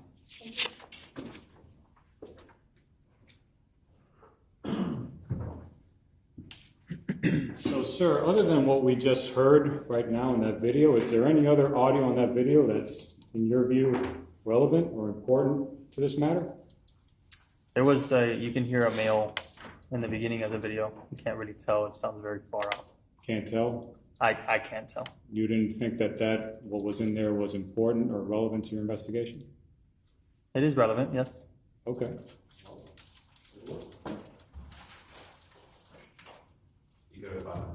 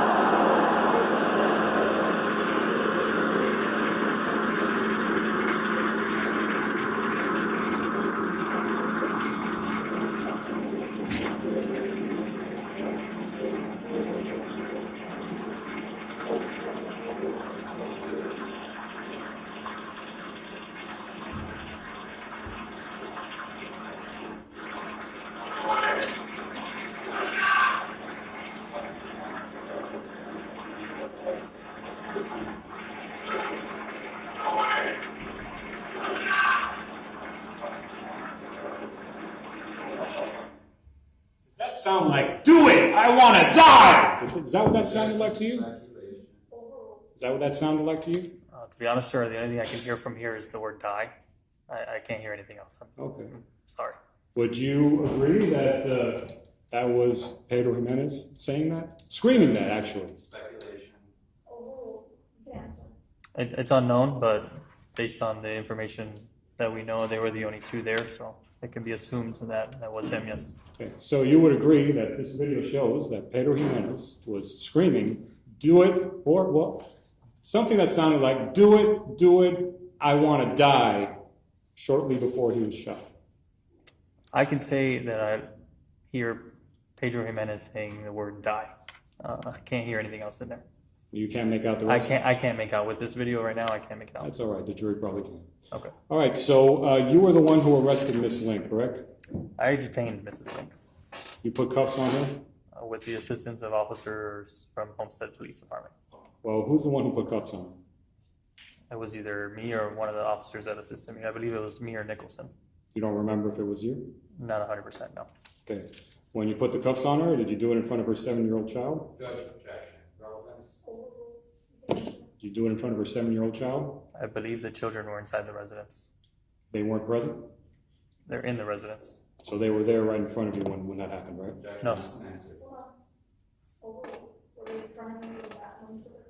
No. All right. Crystal Barreto, you said that on the scene, was it on the scene where you met with her? Right outside of the scene, crime scene tape, say the intersection. So you're saying you approached her, and then when you approached her, without you asking anything or saying anything, she spontaneously made that statement to you?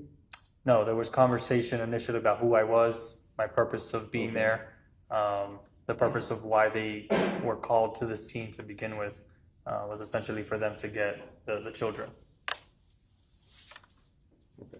Now, you mentioned earlier that you were concerned about Miss Link being on the scene. Is that right? That's correct. Okay. Were you aware that she was told she couldn't leave the scene? I was not aware. Would that change your concern if you had known that? No. At the end of the day, my job is to maintain and make sure that that scene is taken care of and no evidence is tampered with. And upon my arrival, I witnessed somebody essentially sitting in the middle of the scene.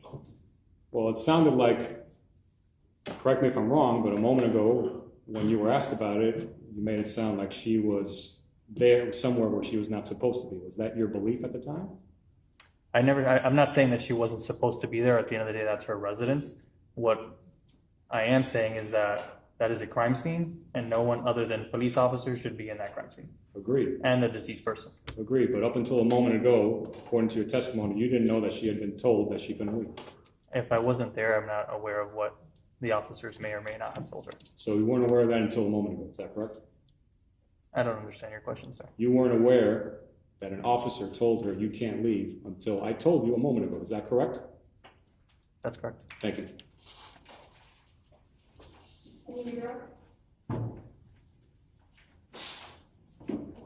Officer, was there any evidence, let me ask you this, was there any evidence of the victim having a weapon on him? No, there was not. Was there a firearm found on him? There was not. Was there a knife found on him? There was not. So him saying, I want to die, to Daisy, she was pointing a gun at him at that point in time? Objection, calls for speculation, it's not a video. Sustained. Judge, can we go sidebar? No, we're gonna ask another question. The point in time that Pedro says that, is there any evidence whatsoever that he was armed? There was no evidence that Pedro was armed with any type of weapon. Was there evidence that Daisy Link was armed? Yeah, the video shows that. And she's armed with what? A firearm. So it would be a likely conclusion then, we'll actually strike that.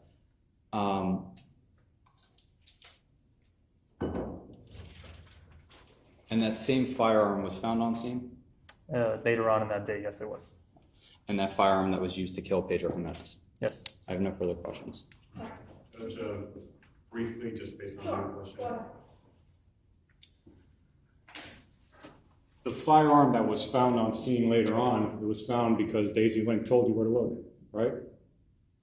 Actually, no, sir. No? No. Did you find it? I was present when it was found. Okay. All right, thank you. You can now step down. Thank you, ma'am.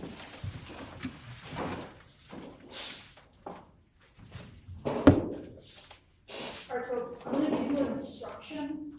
It's essentially a limiting instruction.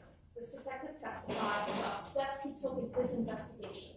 So, to the extent that Crystal Barreto made a statement to him that informs his decision-making as a detective on scene, it doesn't go to the truth of what Crystal Barreto told him, okay? Another limiting instruction. His conclusions of what the video shows and what he believes is said on the video also informs his decision-making as a detective. At the end of the day, what's in the video and what is said on video is subject to your interpretation and yours alone. You should not rely on any other testifying witnesses' conclusions of that. You are the triers of fact. You review the evidence and you come to your own independent conclusions of what the evidence says and what it shows. Why don't we just take a quick break in the jury room? Thank you. All right, the jurors.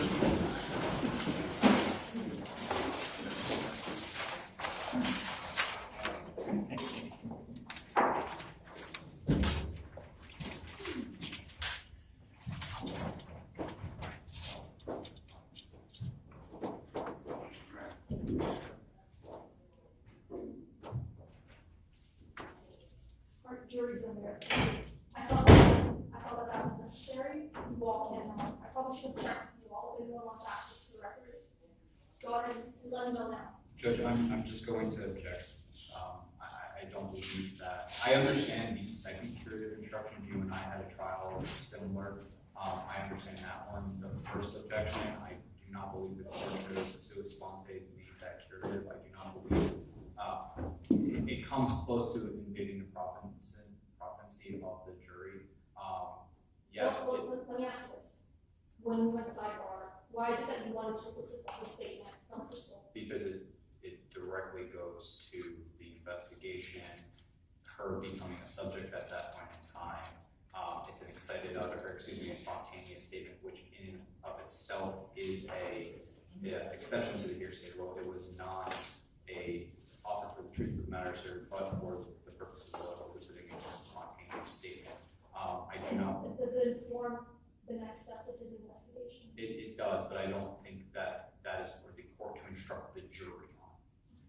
I understand why the court did it, but. Well, I'd like to do this once, and I'd like to do this fairly once. Mr. Delas, do you want access to the record? No. Okay. Any objections to giving these limited instructions to the jury? No. For what it's worth, it goes hand in hand with jury instructions about coming to their own conclusions about the evidence. All right, let's take a 10-minute break or so. How many other witnesses do you guys have today? I think this is a good stopping point for today. So we have 3 witnesses left. The Melanie Norris, our enemy, and our phone witness. Those are going to be the lengthier of the testimonies. I understand we wanted to go to 4:30, but 5:30, as I mentioned this morning, I think that this is a good stopping point because at this point in time, it's the defendant's statement and her cell phone and the medical examiner. How long do you think these witnesses will be tomorrow? I mean, the medical examiner takes about an hour, hour and a half. Same thing with the phone dump expert. There's a handful of things that I want to present through him. And then the defendant's statement is more or less 2 hours. And then we're done. We're planning on resting at that point. The substance of her statement is 2 hours. I would say somewhere around that. I haven't done all the redactions and limiting of it. Norris is not here for us. She's not, no. What about the phone dump person? He's not either, and I have not yet had an opportunity to sit down with him on the phone. All right, I'll take your word that we have 3 more witnesses to go, and then you'll rest tomorrow. So Mr. Delas is going to have an on case. Probably going to be Monday. Tuesday. I'm sorry, Tuesday. Yes, and we've already discussed that. We have 2 depositions scheduled for Monday morning. You're okay with that schedule? Yes, ma'am. If you're gonna put on a case Tuesday? Okay. All right, so I guess I'll bring in the jury, I'll listen for the day. Okay, let's go ahead and work on that.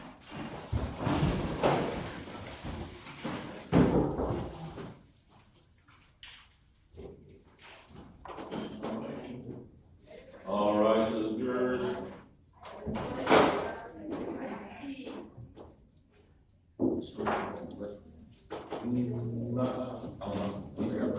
All right. Thank you.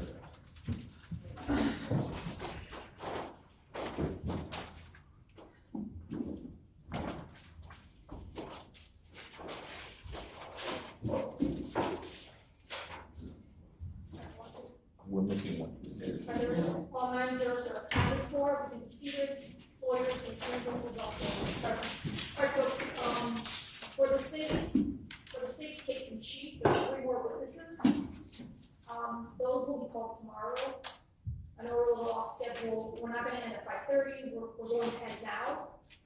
finish their case tomorrow. Remember, we all cleared each other's schedule for next week, so we can anticipate coming back on Tuesday. Tomorrow we'll plan again, 10:30 to 5:30, we end a little early, try that thing on Friday afternoon. I'm gonna release you in a few minutes. Again, just like we did yesterday, we'll coordinate with Roberto, we'll meet with them in this building. Please do not do any research about this case. Please do not look up the places or people that you've heard about. Please don't discuss this case with anyone else. I trust that you're going to follow my instructions. Again, if anyone talks to you about this case, please report it to me and or Roberto. I think that's all. As regarding the warnings that I will, if you see any of the witnesses, please ignore them. They're instructed to ignore you as well. All right, if there's nothing else, any other instructions? Okay, thank you all. See you tomorrow, and please be here just like you guys were great today. Okay, start on time again tomorrow. About 10:30 tomorrow. 10:30, we'll start, so everybody else can get here for 10:30. Yes, ma'am. Third floor, 10:15.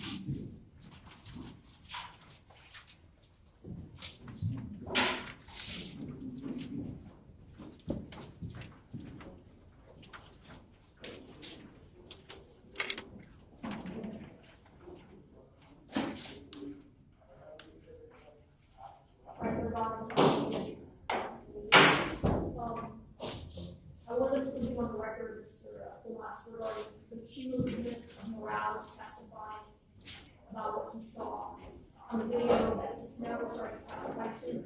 Remember that the body worn camera that was already introduced shows the scene with Mr. Jimenez. And so to the extent that you thought that Morales was testifying to was somehow detrimental to your client, I think that's why you were rejected regarding, well, use the word manipulate the body, right? But from what we saw from the body on camera, Judge, this is different. Sorry, I don't mean to interrupt. There's two different things, right? There's body worn camera where the defendant is seen standing over the victim as he dies, but then also the video that he was describing is the defendant who will be saying in her statement that she went in and was removing items from his pockets. That's what he was talking about. okay, all right. I thought it was along the lines of the body on camera shows her upset and trying to render aid. You're saying that that's different from what? That's a different video itself. So there's the video that Detective Morales viewed with Robert Cisneros, which does not show that because that wasn't captured. It shows the defendant exiting the vehicle, going up to the victim's body, removing items from the victim's body, going back to the Chevy tracks, putting them in there, which is consistent with other evidence that has already been introduced, and then going back to the victim. What's in the Chevy tracks that would be on Mr. Jimenez? I believe it was his wallet and his phone, if I'm not mistaken. But none of that was introduced. It was. There's photographs of And the point I was trying to make is, I believe that Morales' testimony on the issue of the video is, while it might be argued as cumulative, it's not harmless in view of the context of what's already been introduced regarding the body worn camera. It's not harmless? No, at all. He's gonna, harmful. I think the defense is going to say something along the lines of it's harmful. There's 23 minutes of body worn camera where she's distraught, trying to assist him, trying to render aid. Can you show me the photographs of what's been evidence? Yeah. For what's in the car? And I know there's at least one photo of like a $100 bill or something like that as well. That I thought was on the. You guys want to comment on this? Yes, it was. Yeah, you know this better than I do.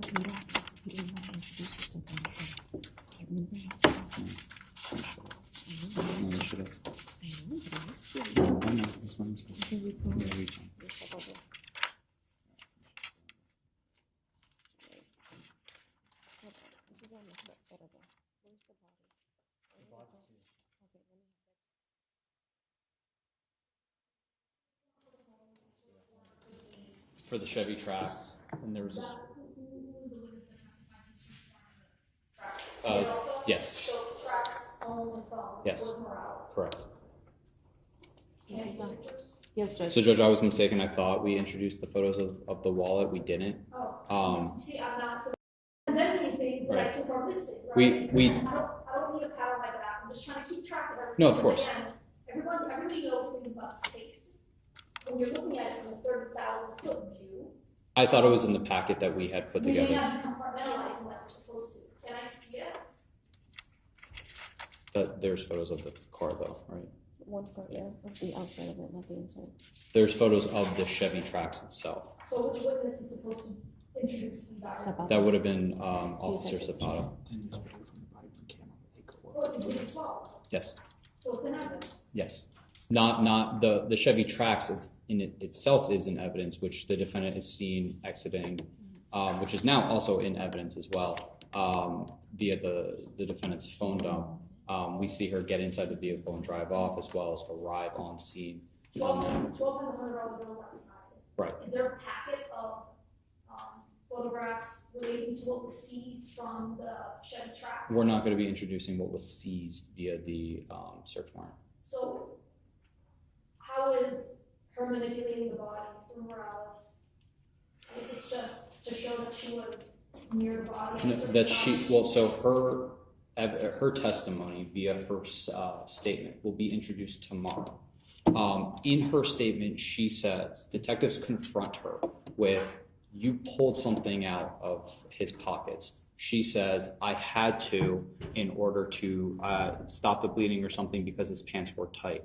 That is corroborative of the video that Robert Cisneros, Detective Morales, and I believe Detective Hubbard also testified to, in which they themselves viewed Miss Link getting outside of the car, approaching the body, going up to the body, taking items out of the body. So that's the relevance. Yes, and then returning back to that vehicle. Are there photographs of what was in her car that you all believe you can reasonably argue was on Mr. Jimenez? Yes, those exist. Unfortunately, we didn't put them in the packet. We're going to call Detective Zapata now and make sure that she comes back so we can get those last few photographs into evidence. Okay. Does that make sense why I'm bringing this up? Because I was concerned with your objection, but I thought that what was on the body worn camera was essentially in evidence, and it's a little bit different than Morales' testimony, but now I can appreciate why Morales' testimony of the quote-unquote manipulating the body is different than what's on the body worn camera. Right. Does that make sense, Mr. Yeah, Thomas? it's Right? just not. Yes, yes, Ron. And what is it that she removes from? I believe it's his wallet and his cell phone. And she says those items were in the way from her and they. Correct. She says his pants were really tight and she had to get his pants off. You're not accusing her of stealing. No. From the body. No. So it's just a question of, I guess, why she was over the body and how did things that you believe were on this person end up in her body. Correct. All right. Should we go over or you guys gonna go over her statement? And then So there's a couple things I think that it's important that we do discuss, and I was going to bring it up with the quote in it. I intend to, so the entire statement itself is about 11 hours, give or take. I am not going to publish, and I'm piecing them together, any point in time when the defendant is alone in that room. I'm also going to be removing when the defendant changes. She changes on camera. I don't think it's appropriate to publish that or give that to the jury. I'm also going to be removing the portion of the defendant being read Miranda for the first time and invoking Miranda. I do intend to have Detective Jurors testify to, I was getting her fingerprinted. She approached me, said something spontaneous to the effect of, I had to do it or something like that. So then Detective Janor says, in order for me to speak to you, I have to read Miranda. Then she does read Miranda. So that will all be... In context, the second Miranda, will the jury know that it's the second form? I'm not intending to have anything mentioned about her invoking whatsoever. I don't think I can. Mr. Thomas, do you object to that, I guess, redaction from first Miranda waiver into second one? No objection. Because I think at the end of the day, you probably won't understand the end, right? As a matter of strategy, I mean, look, you can, if you want to cross-examine on the reality of the Miranda waiver, you can, but. I'm not going there. Yeah, I was going to say there is case law that says it is reversible error to discuss about the invocation of Miranda, even subsequent with a waiving of Miranda. I don't want to get anywhere near that. You don't think they would be able to review? I don't want to. If it was a challenge about the knowing or voluntary waiver of the Miranda, I think the jury would be able to know if there was a first and second. I don't want to go near it because I don't, as this court has mentioned a few times already, I don't want this case coming back. Okay, I think as a matter of strategy, Ms. Wood, does that make sense? As a matter of strategy, the statement that you gave the police is probably better if it's introduced in this case. Right? I mean, yeah, I prefer it to be introduced, but I would also prefer that the first Miranda right also be published to the jury as well, if they know. Judge, if the defendant is willing to waive any and all appellate rights with that issue, I'll do it. I think it's silly. I think it's reversible. But if she's willing to right now waive any appellate rights to that issue, which I do think is reversible error if I introduce that. Why don't we do this? Since we ended early, you and Mr. Lamas can talk about it, and I'll have another discussion with you and him tomorrow about that. The reason I haven't looked over the case law, I'm not saying Mr. Vita is wrong, I'm going to defer to him right now because I haven't looked at that authority. But the purpose of just going into the second Miranda waiver is really to streamline, to make this move a little quicker. And since the second Miranda doesn't refer to the first one, the jury's not going to be confused about what you told the police after waiving your Miranda waiver. Does that make sense? It makes sense, but at this point, God forbid, the jury finds me guilty, at least I have a better shot at review with that. We're going to talk to Mr. Tomas. I'm going to do some research on my own, and we'll talk about it tomorrow. The redactions, are you guys are we ready to talk about redactions now? I can talk about them in the general sense. I have certain timestamps, but I don't have the specifics. What I can tell the court is I'm intending to redact all testimony from the defendant about any arrests of anybody, including my victim and herself. Defense counsel said, I believe it was last week, that he, as far as the second phase of this, should the defendant be found guilty, I said that the only thing that would be coming into evidence is Ms. Link saying she was arrested in the past. Defense counsel said it should be redacted. I agree. But I'm also going to be redacting the portions about my victim being arrested as well. This court has already ruled that those things are not relevant based off of the age of those.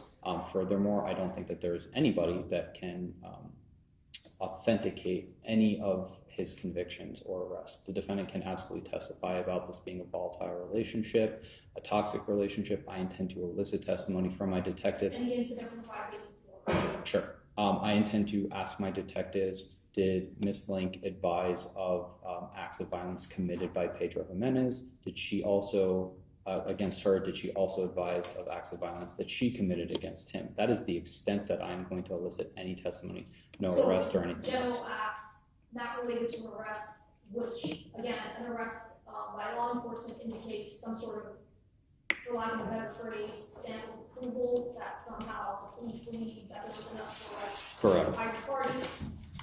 The age of the, sorry, no, go ahead. No, but it goes to the up and down or the toxic nature of a relationship. Exactly. There's another portion in time when I believe Ms. Link says to Detective Janoris something to the effect of being a victim of domestic violence or something like that against me, and I don't want to call her Melanie. Detective Janoris says, well, you also have been arrested. It goes both ways. I'm also going to be redacting that portion as well. And it's not like beat for beat. It is a very quick, rapid fire conversation that and then she. I read the instruction that lets them know it's redacted. Yes. They should not Yes. guess as to what was redacted. Yes. But that's not final yet. You still I need to go to lit support and sit down with them and get all those things. We have been able to cut out the portion of time that the defendant is alone, but we need to go through and actually timestamp the portion in time that we need to redact. And then as soon as I get that, I know that they leave. Some of them leave at 4:30, some of them leave at 5. I'm going to do my best to go and speak with them and get those things done. As soon as I get that done from them, I'll send it to Mr. Tomas, even if it's in the morning. But you've gone over with defense the areas that you want to look at? No, because I don't mean to be glib about this. I literally decided today that I was going to be introducing this statement. So he's proffered general areas of redaction. And I have the transcript, so I'm sure we'll, Yeah. I don't think it'll be a problem. I'm sure we'll- And if we have to, I'll start with a different witness, even if I have to start with the medical examiner first in the morning, so that way we can go over the statement itself and then go from there. That's fine. So why don't we do this? Why don't we at least meet tomorrow at 10 a.m. so that if you have anything done, we can go over it. Absolutely. And if it's not done, we can at least go through the actual transcripts. We can highlight or underline so that your video folks know which part will be redacted. Sure. And then we'll do the research on the case law link about the first Miranda, maybe coming in, not coming in, and whether or not you're going to be in a position to waive any of that. All right, anything else that we have to come up, talk about before we adjourn for the day? I don't believe so. I don't think so. Okay, all right, thank you all very much. Thank you. See you all tomorrow.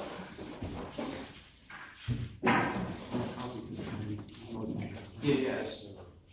Oh, for those? Yeah, I can just stuff that in the wallet. Yeah, that's easy enough. I have it somewhere.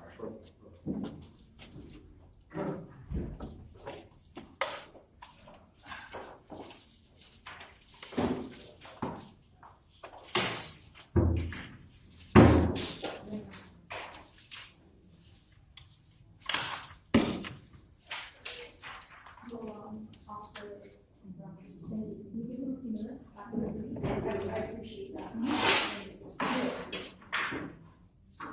All right, camera, can you cut it off? We're gonna give them a few minutes.